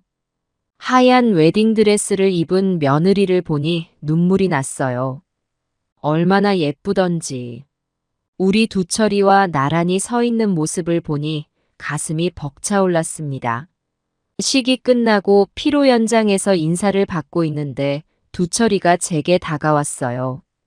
양복을 입은 모습이 어찌나 의젓해 보이던지. 그 모습을 보는 순간 지난 30해 동안의 기억이 스쳐 지나갔어요. 기저귀 차고 뒤뚱거리며 걸음마를 배우던 모습부터 책가방 메고 학교 다니던 모습, 대학 입학하던 날. 그 모든 순간들이 주마등처럼 스쳐 지나갔죠. 어머니, 감사합니다. 두철이가 제 손을 꼭 잡으며 그렇게 말하는데 갑자기 눈물이 왈칵 쏟아졌어요. 그 말 한마디에 제가 살아온 모든 고생이 눈 녹듯 사라지는 것 같았어요. 아들을 키우며 겪었던 모든 어려움과 고난이 이 순간을 위한 것이었다는 생각이 들더라고요. 며느리도 절 꼭 안아주며 어머니, 정말 감사합니다. 앞으로 효도하며 잘 살겠습니다. 라고 하더군요. 그 모습을 보니 며느리가 절 친엄마처럼 따르는 것 같아 보였어요. 이렇게 좋은 며느리를 얻었다는 생각에 가슴이 벅차올랐습니다. 그로부터 2년 뒤, 이번에는 둘째 옥철이가 장가간다고 했어요. 옥철이는 원래 내성적이고 조용한 아이였거든요. 그 아이가 결혼한다고 하니 기쁘면서도 한편으로는 걱정이 되더라고요. 잘 살 수 있을까? 그런 생각도 들고요. 하지만 옥철이가 데려온 며느리를 보고 제 걱정은 눈 녹듯 사라졌어요. 밝고 활발한 성격의 아가씨더라고요. 말하는 것을 들어보니 옥철이보다 오히려 똑부러지는 느낌이 들었죠. 이 아이라면 우리 옥철이를 잘 이끌어줄 수 있겠다 싶었어요. 옥철이 결혼 때도 맏며느리 때와 마찬가지로 아낌없이 지원했습니다. 이번에는 경험이 있으니 더 잘해줄 수 있을 것 같았어요. 결혼식부터 신혼집까지 일체 개입해서 최고로 해줬죠. 어머니, 저희에게 이렇게까지 해주실 줄은 몰랐어요. 정말 감사합니다. 둘째 며느리가 그렇게 말하는데 제 마음이 뭉클해지더라고요. 두 아들 모두 좋은 짝을 만나 잘 살 수 있을 거란 확신이 들었습니다.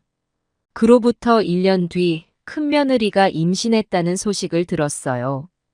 그때의 기쁨이란 말로 표현할 수가 없을 정도였어요.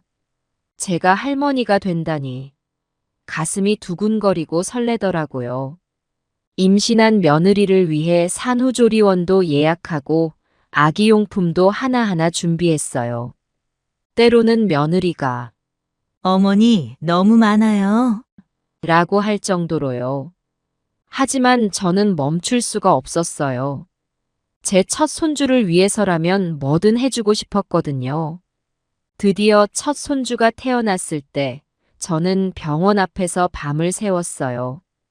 아기를 처음 안았을 때의 그 감격. 지금도 생생해요. 눈물이 날 정도로 감격스러웠죠. 작고 보드라운 손을 잡았을 때 제 인생에서 가장 행복한 순간이 아니었나 싶어요. 그 뒤로 저는 손주를 위해 온갖 좋은 것들을 사날랐어요. 옷이며 장난감이며 아무리 사도 모자란 것 같았어요. 돌잔치 때는 아예 제가 다 준비했죠. 뷔페부터 답례품까지 하나하나 신경 써서 골랐어요. 어머니 너무 과하신 거 아니에요? 아들이 걱정스러운 듯 물었지만 저는 개의치 않았어요. 제 손주를 위해서라면 뭐든 할 수 있다고 생각했거든요. 그렇게 행복한 나날들이 이어졌어요. 둘째 며느리도 아이를 낳았고 손주들이 하나둘 늘어갔죠. 그때마다 저는 정성을 다해 챙겼어요. 손주들이 크는 모습을 보는 게 저의 가장 큰 낙이었거든요. 하지만 시간이 지나면서 뭔가 이상해지기 시작했어요. 처음에는 몰랐는데 점점 아들들의 연락이 뜸해지더라고요. 예전에는 일주일에 한 번은 꼭 전화가 왔었는데 이제는 한 달에 한 번 올까 말까 했죠. 아들, 요즘 어떻게 지내니? 손주들은 잘 크고 있어? 제가 전화를 해도 대부분 지금 바빠요. 나중에 전화할게요. 라는 대답뿐이었어요. 그때마다 가슴이 아팠죠. 내 아들들이 내가 그토록 사랑으로 키운 아이들이 이제는 나를 귀찮아하는구나. 그런 생각이 들더라고요. 명절에 모이는 것도 점점 힘들어졌어요. 예전에는 설날이고 추석이고 온 가족이 모여 시끌벅적 웃고 떠들었는데 이제는 겨우 모이더라도 분위기가 싸늘했죠. 한 번은 두철이네 집에 갔다가 며느리와 이야기를 나누게 됐어요. 제가 손주 방에 들어가 이것저것 정리하고 있는데 며느리가 들어와서는 이렇게 말하더라고요. 어머님, 요즘 자주 오시네요. 저희가 알아서 살 테니 너무 신경 쓰지 마세요. 그 말을 듣는 순간 가슴이 철렁 내려앉더라고요. 내가 귀찮은 존재가 되었나. 그런 생각이 들자 눈앞이 캄캄해졌어요. 옥철이네도 마찬가지였어요. 어느 날 손주를 보러 갔더니 며느리가 차갑게 대하더군요. 제가 손주에게 우유를 먹이려고 하자 며느리가 말했어요. 어머님, 애 키우는 건 저희 스타일대로 할 거예요. 어머님 방식은 좀 구식이라. 그 말에 얼마나 상처받았는지 모릅니다. 내가 그렇게 못마땅한가 하는 생각에 눈물이 났어요. 집으로 돌아오는 길에 혼자 한참을 울었죠. 그래도 처음에는 내가 노력하면 되겠지 하고 긍정적으로 생각했어요. 더 자주 연락하고 더 많이 찾아가려고 했죠. 아들들 회사에 도시락도 싸들고 갔어요. 며느리들 생일에는 비싼 선물도 사주고 하지만 그럴수록 아이들은 더 멀어지는 것 같았어요. 제가 찾아가면 어색해하는 게 눈에 보이더라고요. 때로는 제가 갔을 때 집에 아무도 없는 경우도 있었어요. 나중에 알고 보니 일부러 외출한 거더라고요. 명절에 모이면 아들들은 핸드폰만 들여다보고 며느리들은 서로 소곤거리며 웃었죠. 저는 그저 구석에 앉아 손주들 보는 것으로 만족해야 했어요. 가족이라는 울타리 안에서 제가 점점 외톨이가 되어가는 걸 느꼈습니다.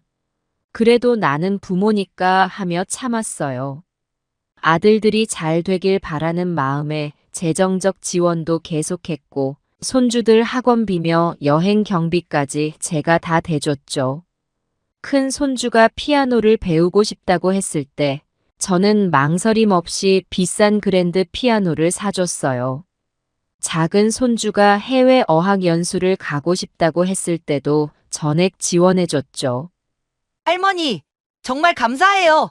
사랑해요. 손주들이 그렇게 말할 때면 잠시나마 제 마음이 따뜻해지는 걸 느꼈어요. 하지만 그런 순간도 잠시. 곧이어 아들들의 차가운 반응에 다시 마음이 얼어붙곤 했죠. 어느 날 저는 큰아들 두철이에게 전화를 걸었어요. 아들 목소리를 듣고 싶은 마음에 손이 먼저 움직였던 거죠. 두철아, 엄마야. 잘 지내고 있니? 네, 어머니. 무슨 일이세요? 아들의 목소리가 조금 퉁명스럽게 들렸지만 저는 애써 밝은 목소리를 유지하려 노력했어요. 별일은 아니고 그냥 두철이 목소리가 듣고 싶어서. 요즘 회사 일은 어떠니? 바쁘겠구나. 그냥 그렇죠. 어머니 무슨 용건 있으세요?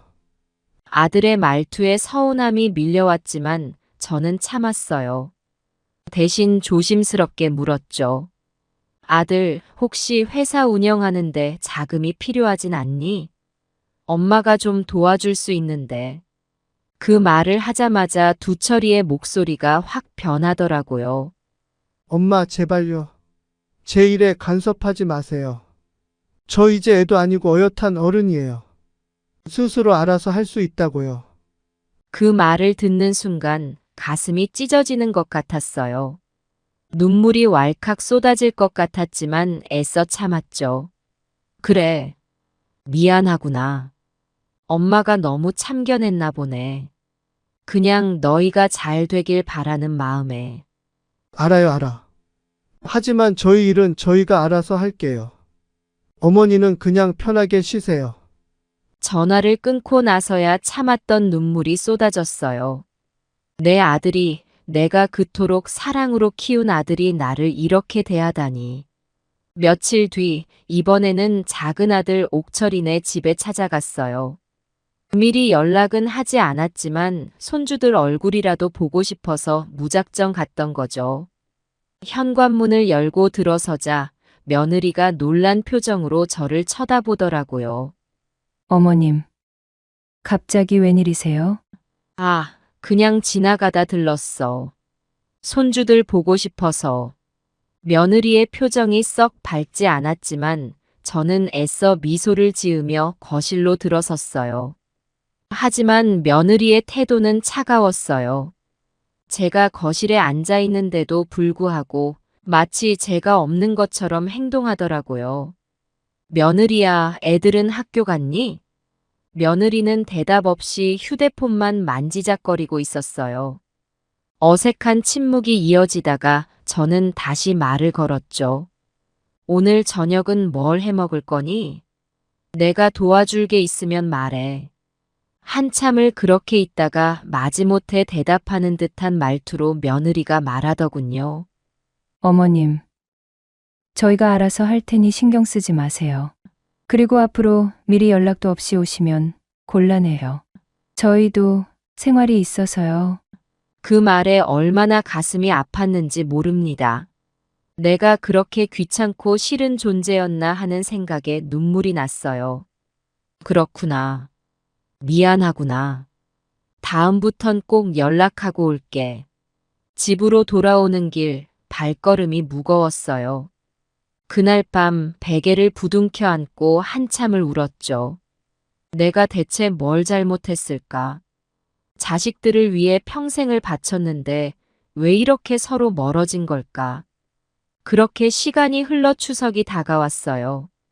예전 같았으면 일주일 전부터 장을 보고 음식을 준비하느라 분주했겠지만 이번엔 달랐어요. 아들들에게 연락해봤지만 둘 다 바쁘다며 오지 않겠다고 하더라고요.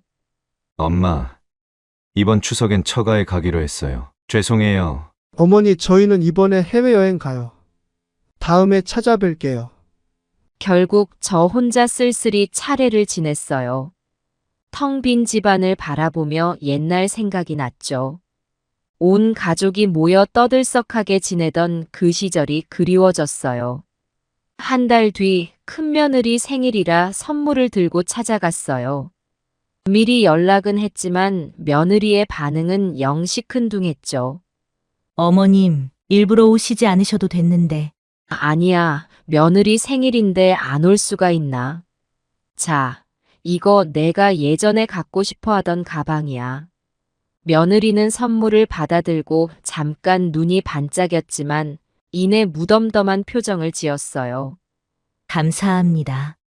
근데 어머님, 저희가 어머님께 드릴 말씀이 있어요. 그 말에 가슴이 덜컥 내려앉았어요. 며느리는 조심스럽게 말을 이어갔죠. 저희가 요즘 좀 힘들어서 어머님께서 도와주실 수 있을까 해서요. 아이들 유학 보내고 싶은데 비용이 만만치 않아서. 순간 머리가 어지러워졌어요. 내가 귀찮은 존재라더니 이제 와서 돈이 필요하다고. 하지만 저는 애써 감정을 누르고 대답했죠. 그래, 알았어. 한번 생각해 볼게. 집으로 돌아오는 길 복잡한 감정이 밀려왔어요. 자식들이 나를 찾는 건 오직 돈 때문인가. 그 생각을 하니 가슴이 아팠죠. 다음 명절, 설날에는 억지로라도 가족들을 모았어요. 하지만 분위기는 예전 같지 않았죠.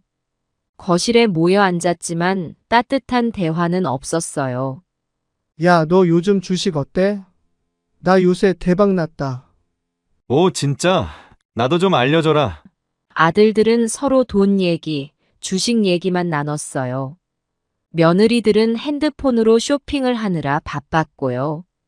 어머, 이거 봐. 세일하네. 사야겠다.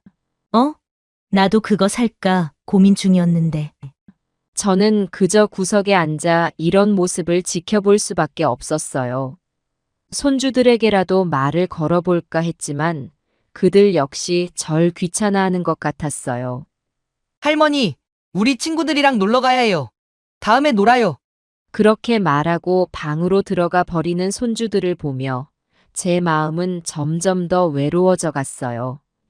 어느 날 문득 깨달았어요. 내가 가진 돈 때문에 아이들이 나를 찾는 건가? 그 생각을 하자 가슴이 무너져 내리는 것 같았습니다. 나는 그저 엄마로서, 할머니로서 사랑받고 싶었을 뿐인데 이게 다 무슨 의미가 있나 싶더라고요. 큰 며느리가 고가의 명품백을 사고 싶다고 했을 때 저는 망설임 없이 사줬어요. 그때 며느리의 얼굴에 핀 미소가 진심이었을까? 아니면 그저 돈 때문에 지은 가식적인 웃음이었을까? 그런 의심이 들기 시작하니 모든 게 의심스러워지더라고요. 작은 아들이 새 차를 사고 싶다고 했을 때도 마찬가지였어요. 제 도움으로 새 차를 샀을 때 아들이 보여준 기쁨. 그게 정말 나를 향한 감사함이었을까? 아니면 그저 새 차를 갖게 된 기쁨이었을까? 그런 생각이 들자 가슴이 아파왔어요. 그때부터 저는 조금씩 변하기 시작했어요. 아이들에게 더 이상 먼저 연락하지 않았고 재정적 지원도 줄였죠. 손주들 용돈도 예전처럼 넉넉히 주지 않았어요. 그러자 아이들의 태도가 또 달라지더군요. 이제는 아예 연락도 오지 않고 명절에도 오지 않았어요. 한 번은 제가 아파서 병원에 입원했는데도 아무도 문병 오지 않더라고요. 나중에 알고 보니 아들들이 제 입원 소식을 듣고도 모르는 척 했다는 거예요. 그때 정말 깊은 상실감을 느꼈어요. 내가 그토록 사랑하고 아끼던 가족들에게 이렇게 버림받다니. 너무나 서글프고 비참했죠. 밤마다 이불 속에서 울었어요. 때로는 이렇게 살아서 뭐하나 하는 생각도 들더라고요. 제 마음은 점점 더 황폐해져 갔습니다. 매일 아침 일어나기가 두려웠어요. 또 어떤 서운한 일을 겪게 될지, 어떤 상처를 받게 될지. 그런 생각에 하루하루가 고통스러웠죠. 집 안가득 놓여있는 가족 사진들이 이제는 눈에 들어오지도 않았어요. 예전에는 그 사진들을 보며 행복해했는데 이제는 그저 먼지 쌓인 액자일 뿐이었죠. 한때는 왁자지껄 웃음소리로 가득했던 이 집이 이제는 너무나 적막하고 쓸쓸해 보였어요. 제 일상이 완전히 바뀌어버린 그날의 일을 아직도 생생히 기억합니다. 그날 아침은 평소와 다름없이 조용했어요. 창밖으로 들어오는 따스한 햇살에 일어나 혼자 아침 식사를 준비했죠. 텔레비전에서는 뉴스가 흘러나오고 있었지만 저는 그저 습관적으로 틀어놓은 것 뿐이었어요. 오늘의 주요 뉴스입니다. 최근 노인 빈곤 문제가 심각해지고 있어. 뉴스에서 흘러나오는 소리가 귓가에 맴돌았지만 저는 크게 신경 쓰지 않았어요. 그저 늘 그랬듯이 혼자 식탁에 앉아 김이 모락모락 나는 된장찌개를 앞에 두고 숟가락을 들었을 때였어요. 갑자기 초인종이 울리더군요. 평소 같았으면 택배가 왔나 하고 그냥 넘어갔을 텐데 그날따라 왠지 모를 불안감이 엄습해 왔어요. 천천히 일어나 현관문으로 향했죠. 손잡이를 잡는 순간 왠지 모를 두근거림이 느껴졌어요. 문을 열어보니 두 아들 두철이와 옥철이가 서 있었습니다. 오랜만에 찾아온 아들들을 보니 반갑기도 했지만 한편으로는 불안한 마음이 더 커졌어요. 그들의 표정이 평소와는 달랐거든요. 어머니 안녕하세요. 오랜만이에요. 두철이가 먼저 인사를 건넸어요. 그의 목소리에서 어떤 긴장감이 느껴졌죠. 그래, 어서 들어오너라. 아침 먹었니? 제가 물었지만 아들들은 고개를 저었어요. 그들의 표정이 심상치 않아 보였죠. 아니요. 어머니, 오늘은 중요한 얘기가 있어서 일부러 아침도 안 먹고 왔어요. 옥철이가 말했어요. 그 말에 제 가슴이 더 쿵쾅거리기 시작했죠. 거실로 들어가 자리에 앉았어요.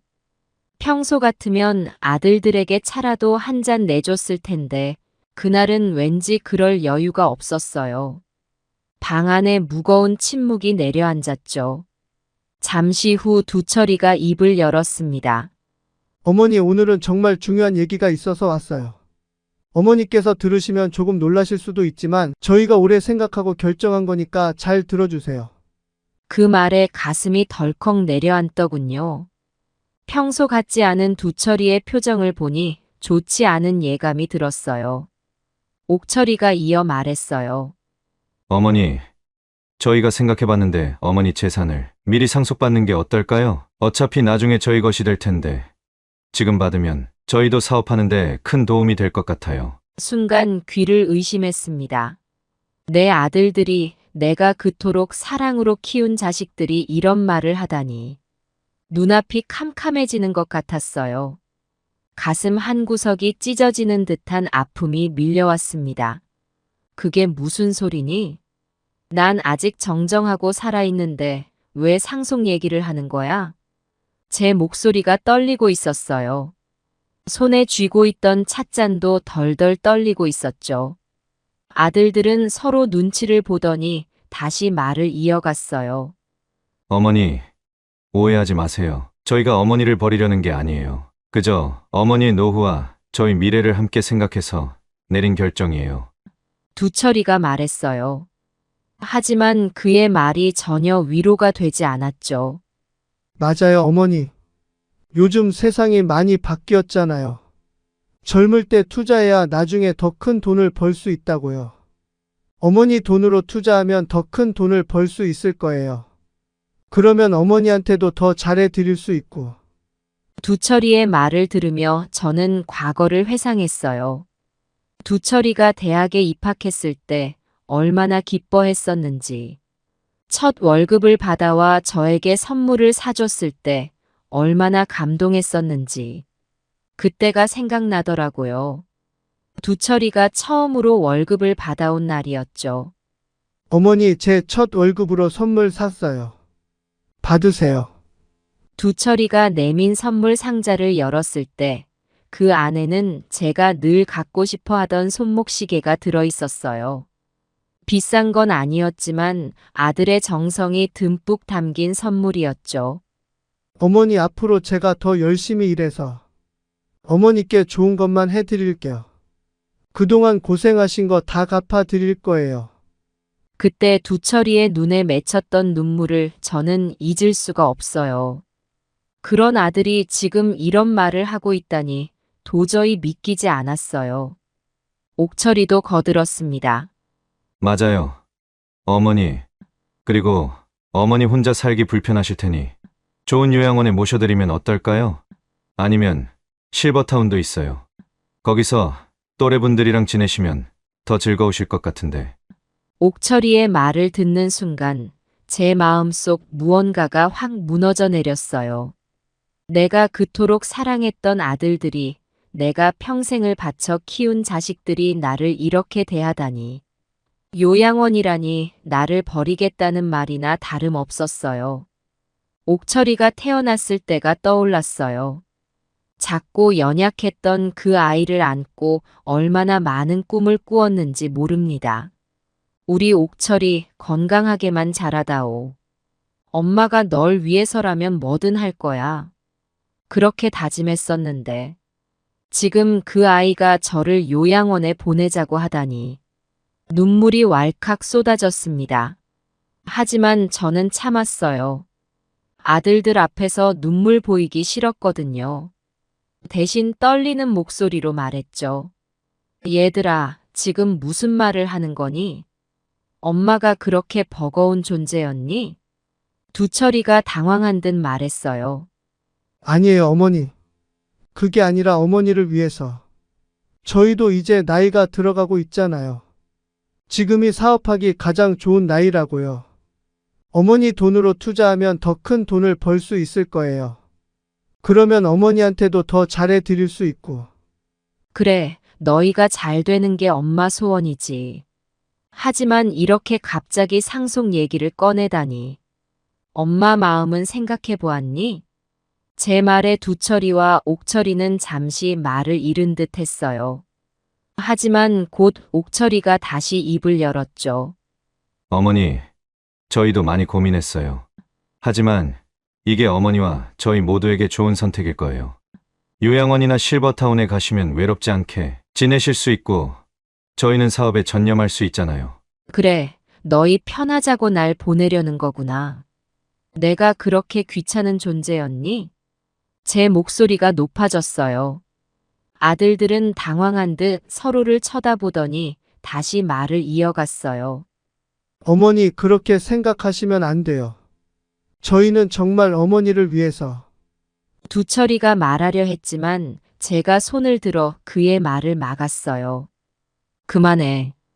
더 이상 듣고 싶지 않아. 너희들 마음 충분히 알았으니 이제 돌아가렴. 아들들은 어쩔 줄 몰라 하며 자리에서 일어났어요. 문을 닫고 나가는 그들의 뒷모습을 보며 저는 한동안 멍하니 서 있었습니다. 그들이 떠나고 나서야 참았던 눈물이 폭포수처럼 쏟아졌어요. 그날 이후로 제 삶이 완전히 바뀌었어요. 밤새 잠을 이루지 못하고 생각했죠. 내가 뭘 잘못했나? 어디서부터 잘못된 걸까? 하루 종일 집 안을 돌아다니며 울기도 하고 때로는 소리 지르기도 했어요. 왜 이렇게 됐지? 내가 뭘 그렇게 잘못했길래. 거실에 걸려있는 가족 사진을 바라보며 중얼거렸어요. 그 사진 속에서 우리는 모두 행복해 보였는데 언제부터 이렇게 변해버린 걸까요? 옛날 사진첩을 꺼내 보았어요.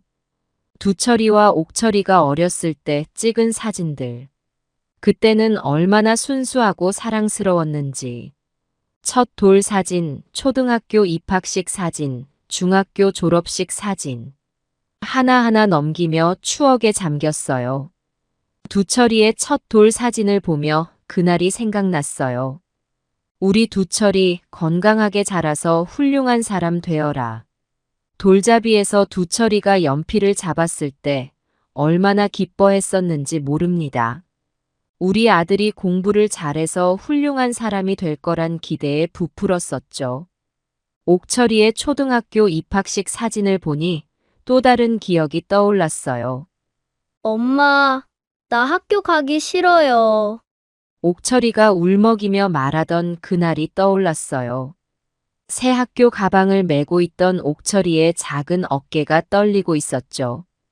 우리 옥철아, 괜찮아. 엄마가 학교까지 데려다 줄게. 학교 가면 새 친구도 사귀고 재미있는 것도 많이 배울 수 있을 거야. 그렇게 달래며 학교로 데려갔던 기억이 나요. 교문 앞에서 옥철이를 안아주며 말했죠. 우리 아들 씩씩하게 학교 다녀와. 엄마가 맛있는 간식 준비해 놓을게. 그때 옥철이가 눈물 그렁한 눈으로 저를 바라보던 모습이 아직도 선명해요. 그 작고 순수했던 아이가 지금은 저를 요양원에 보내자고 하다니. 사진첩을 넘기다 보니 두철이의 대학 입학식 사진이 나왔어요. 그날 얼마나 자랑스러웠는지 모릅니다. 어머니, 제가 대학에 합격했어요. 두철이가 기쁜 얼굴로 달려와 말했을 때 저는 그저 아들을 꼭 안아줄 수밖에 없었죠. 우리 아들 정말 대단해. 엄마가 너무 자랑스러워.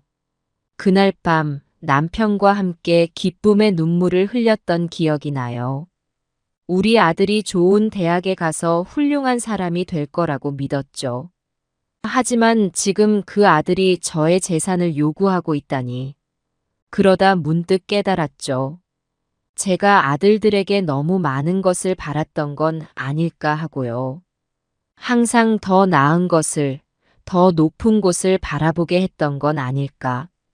그들의 행복보다는 성공을 더 중요하게 여기도록 만들어버린 건 아닐까. 일주일쯤 지났을까요? 문득 정신이 번쩍 들더군요. 이렇게 살면 안 되겠구나. 그제야 제 자신을 돌아보게 되었습니다. 거울 속 제 모습은 초라하기 그지없었어요. 부스스한 머리, 퀭한 눈. 이게 정말 제 모습인가 싶더라고요. 그동안 저는 자식들에게 모든 것을 걸었어요. 그들의 행복이 곧 제 행복이라 생각했죠. 하지만 그게 오히려 독이 되었던 거예요. 제 삶은 온데간데 없고 오직 아들들을 위해 살아왔던 거죠. 그때부터 저는 달라지기로 마음먹었습니다. 더 이상 자식들에게 매달리지 않기로 했어요. 대신 제 삶을 찾아가기로 했죠. 오랜만에 미용실에 가서 머리도 하고 예쁜 옷도 사 입었어요. 미용실에서 새로 한 머리를 보며 제 얼굴에 미소가 번졌어요. 오랜만에 느껴보는 기분이었죠. 거리를 걸으며 옷가게에 들어갔어요. 예전에는 항상 검정색이나 회색 옷만 골랐는데 이번에는 화사한 꽃무늬 원피스를 골랐어요. 어머, 손님 참 젊어 보이세요. 그 옷 정말 잘 어울리세요. 점원의 말에 가슴이 붕 뜨는 것 같았어요. 오랜만에 느껴보는 설렘이었죠. 그러다 우연히 동네 복지관을 알게 되었어요. 처음에는 망설였지만 용기를 내어 들어갔죠. 거기서 요가도 배우고 노래 교실도 다녔어요. 새로운 친구들도 사귀었고요. 요가를 하면서 몸이 유연해지는 걸 느꼈어요. 그동안 굳어있던 제 몸과 마음이 조금씩 풀리는 것 같았죠. 노래 교실에서는 제 목소리를 들으며 놀랐어요. 이렇게 맑은 목소리가 제 안에 있었다니. 새로 사귄 친구들과 이야기를 나누면서 많은 것을 배웠어요.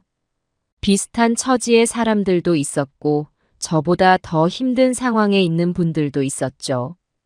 그들의 이야기를 들으며 제 처지를 다시 한번 돌아보게 되었어요. 처음으로 제 인생을 살아가는 것 같았어요. 아침에 일어나면 기대감에 가슴이 설렜고, 밤에 잠들 때는 내일이 기다려졌죠. 이렇게 사는 게 행복이구나. 그제야 깨달았어요. 한 달쯤 지났을까요? 두철이에게서 전화가 왔어요. 어머니 요새 연락도 없으시고 무슨 일 있으세요? 저는 담담하게 대답했죠. 아니, 별일 없어. 그냥 내 생활하느라 바빴어. 두철이의 목소리에서 당혹감이 느껴졌어요. 평소 같았으면 무슨 일 있냐고 걱정하고 물어볼 텐데 이번에는 달랐죠. 제가 변한 걸 느낀 걸까요? 그 뒤로 아들들의 태도가 조금씩 변하기 시작했어요. 가끔 안부 전화도 오고 명절에 찾아오기도 했죠. 하지만 저는 더 이상 예전의 저가 아니었어요. 그들에게 의지하지 않고 제 삶을 살아가는 법을 배웠거든요. 명절에 아들들이 찾아왔을 때 저는 그들을 반갑게 맞이했지만 예전처럼 온 신경을 쓰지는 않았어요. 제 일상을 방해받고 싶지 않았거든요. 아들들은 제 변화를 느꼈는지 어색해하는 듯 했어요. 어머니, 요새 좀 달라지신 것 같아요. 무슨 일 있으세요? 옥철이가 조심스럽게 물었어요. 그래? 내가 달라졌니? 그냥 내 인생을 살기로 했을 뿐이야. 제 대답에 아들들은 놀란 듯 서로를 쳐다보더군요. 그러던 어느 날 TV에서 한 할머니의 이야기를 보게 되었어요. 평생 모은 재산을 사회에 기부하고 봉사활동을 하며 사시는 분이었죠. 그 모습을 보며 제 가슴이 뜨거워졌어요. 저렇게 사는 것도 좋겠구나. 그 할머니의 눈빛이 얼마나 맑고 평화로워 보이던지. 재산을 다 기부하고 봉사활동을 하면서도 오히려 더 행복해 보이는 그 모습에 제 마음이 움직였어요. 그날 밤 저는 오랜만에 일기를 썼어요. 오늘 TV에서 본 할머니처럼 살 수 있을까? 나도 저렇게 살면 행복해질 수 있을까? 내가 가진 것들로 누군가에게 도움을 줄 수 있다면 그것만으로도 의미 있는 삶이 되지 않을까? 일기장을 덮으며 저는 깊은 생각에 잠겼어요. 그동안 제가 쌓아온 재산, 그것들이 과연 저에게 진정한 행복을 주었나요? 오히려 그 재산 때문에 자식들과의 관계가 틀어진 건 아닐까? 그런 생각이 들더라고요. 그때부터 제 마음속에 새로운 씨앗이 자라나기 시작했습니다. 이제 제가 어떻게 살아갈지, 그리고 제가 가진 것들을 어떻게 쓸지 그 방향이 조금씩 보이기 시작했어요. TV에서 본 그 할머니의 모습이 제 마음속에 깊이 박혔어요. 밤새 잠을 이루지 못하고 생각했죠. 나도 저렇게 살 수 있을까? 내가 가진 걸 나누면서 살면 어떨까? 다음 날 아침, 저는 일찍 일어나 복지관으로 향했어요. 그곳에서 만난 사회복지사 선생님께 제 생각을 털어놨죠. 선생님, 제가 조금이나마 도움이 되고 싶은데 어떻게 하면 좋을까요? 그 선생님은 제 이야기를 진지하게 들어주셨어요. 그리고 여러 가지 방법을 제안해 주셨죠. 처음에는 작은 것부터 시작하는 게 어떻겠냐고 하시더라고요. 그날부터 저는 복지관에서 봉사활동을 시작했어요. 주 2회 독거노인분들께 도시락을 배달하는 일이었죠. 처음에는 낯설고 어색했지만 점점 보람을 느끼기 시작했어요. 특히 어르신들이 반갑게 맞아주실 때면 가슴이 뭉클해지곤 했죠. 한 달쯤 지났을까요? 어느 날 도시락을 배달하러 간 집에서 뜻밖의 일을 겪었어요. 그 집 할머니께서 갑자기 쓰러지신 거예요. 저는 깜짝 놀라 119에 전화를 걸고 할머니 곁을 지켰습니다. 다행히 큰 문제는 아니었지만 그 일을 계기로 저는 더 깊이 생각하게 되었어요. 이분들에게 정말 필요한 건 뭘까? 내가 할 수 있는 일이 더 없을까? 그 생각을 하다 문득 떠올랐어요. 제가 가진 건물 중 하나를 노인복지재단으로 바꾸면 어떨까 하고요. 그 생각을 하자마자 가슴이 뛰더라고요. 바로 다음 날, 저는 변호사를 찾아갔어요. 재산 기부에 대해 상담을 받고 싶다고 했죠. 변호사는 제 이야기를 듣고 놀라는 듯 했어요. 박 여사님, 정말 대단하십니다. 하지만 신중히 생각하셔야 해요. 한 번 기부하면 되돌릴 수 없으니까요. 저는 고개를 끄덕였어요. 네, 알고 있어요. 하지만 이게 제가 진정으로 원하는 거예요. 그렇게 저는 제 인생의 새로운 장을 열기 시작했습니다. 물론 쉽지만은 않았어요. 법적인 절차도 복잡했고 주변의 시선도 따가웠죠. 특히 친구들은 제가 미쳤다고 생각하는 것 같았어요. 영애야, 정신 차려. 그 돈이면 너 호강하며 살 수 있어. 왜 남 주는데 쓰려고 해? 하지만 저는 흔들리지 않았어요. 오히려 그런 말을 들을수록 제 결심은 더 굳건해졌죠. 한 달 후 드디어 모든 절차가 끝났어요. 제 건물 하나가 노인복지재단으로 탈바꿈하게 된 거죠. 그곳에서 독거노인분들이 함께 식사도 하고 프로그램도 즐기실 수 있게 되었어요. 재단 개소식 날, 저는 눈물을 흘렸어요. 그곳에 모인 어르신들의 행복한 표정을 보니 가슴이 벅차올랐거든요. 그제야 깨달았어요. 제가 찾던 행복이 바로 이거였다는 걸요. 그날 이후로 저는 매일 봉사활동을 했어요. 어르신들과 이야기도 나누고 함께 노래도 부르고 그렇게 지내다 보니 제 얼굴에도 웃음이 돌아오더라고요. 하지만 아들들의 반응은 달랐어요. 두철이가 전화해서 화를 냈죠. 어머니 도대체 무슨 생각으로 그러세요? 그건 다 저희 것인데. 저는 담담하게 대답했어요. 아니, 이건 내 재산이야. 내가 평생 일해서 모은 거고 내가 원하는 대로 쓸 수 있어. 그 말에 두철이는 말문이 막힌 듯 했어요. 그리고 며칠 후 옥철이가 찾아왔어요.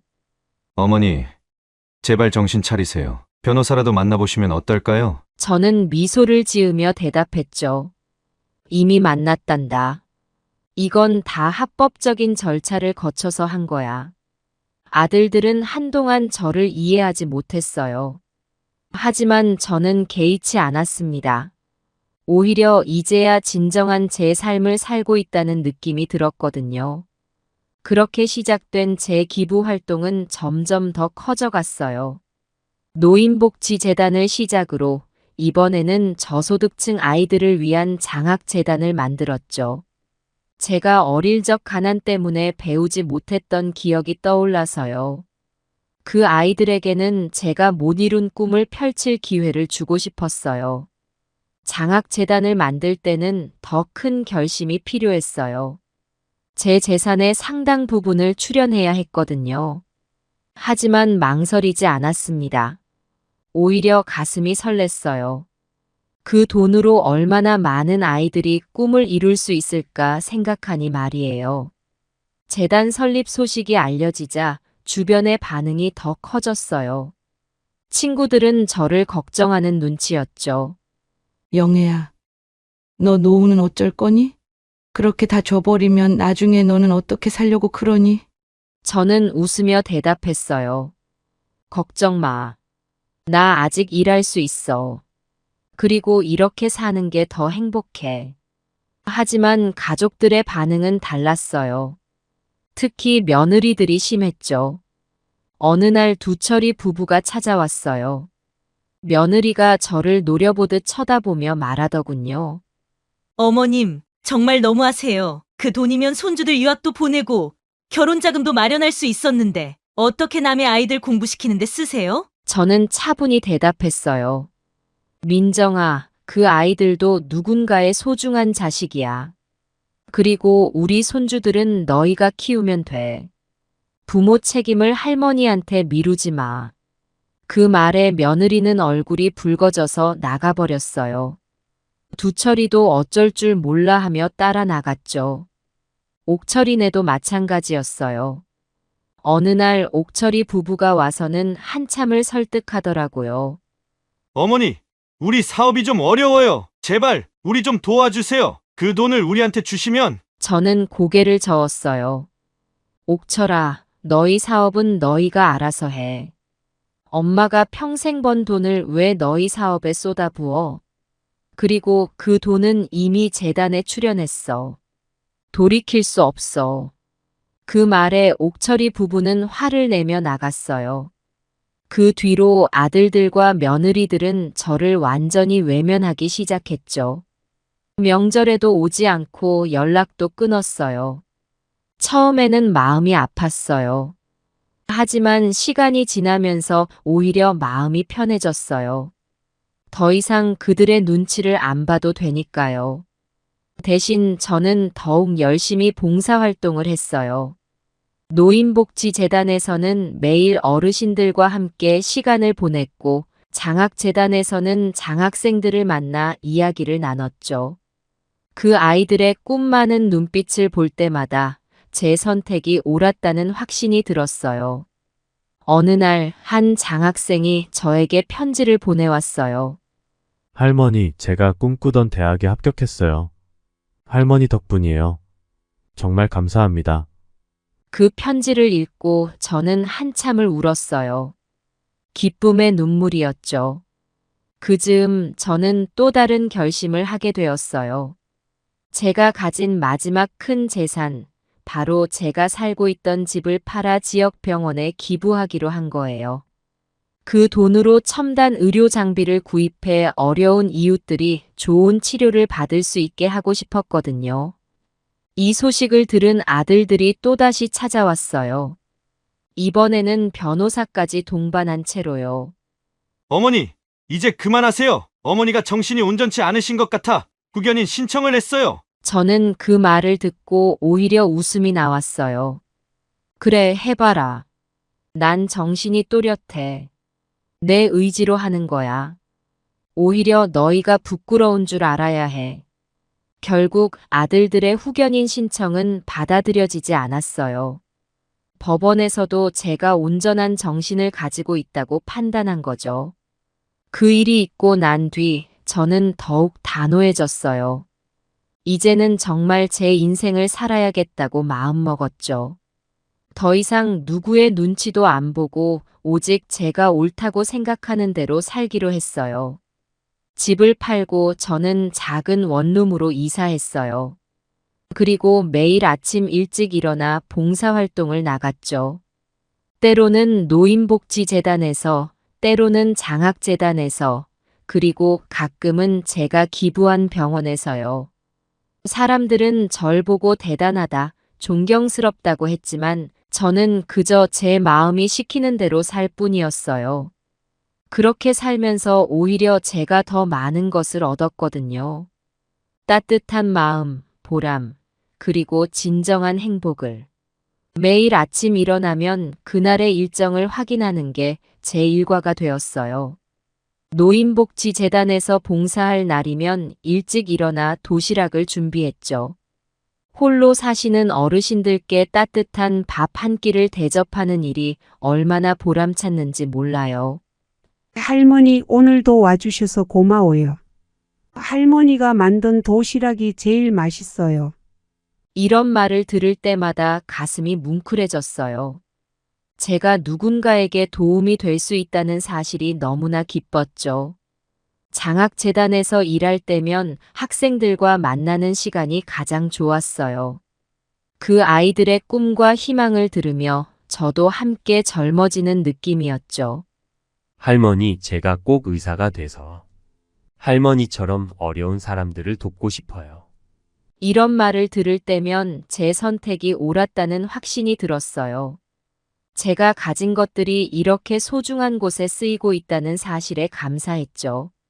병원에서 봉사할 때면 환자들과 이야기를 나누는 시간이 가장 소중했어요.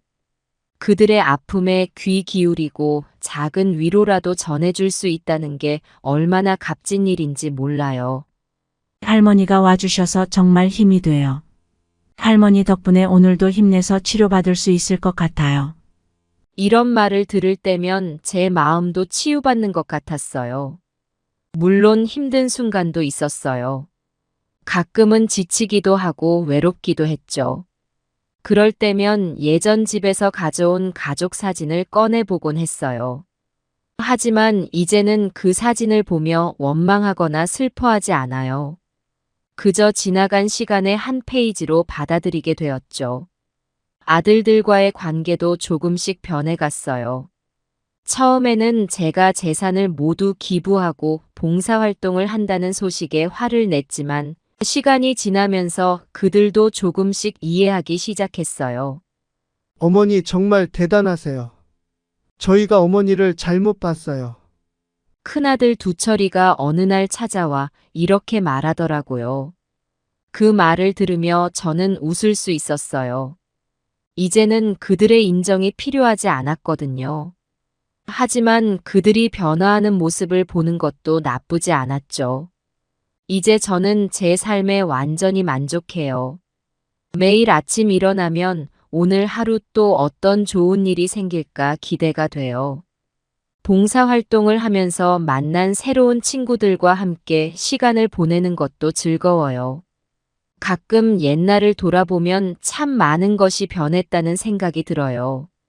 예전에는 돈과 가족이 전부인 줄 알았는데 이제는 그게 전부가 아니라는 걸 알게 되었죠.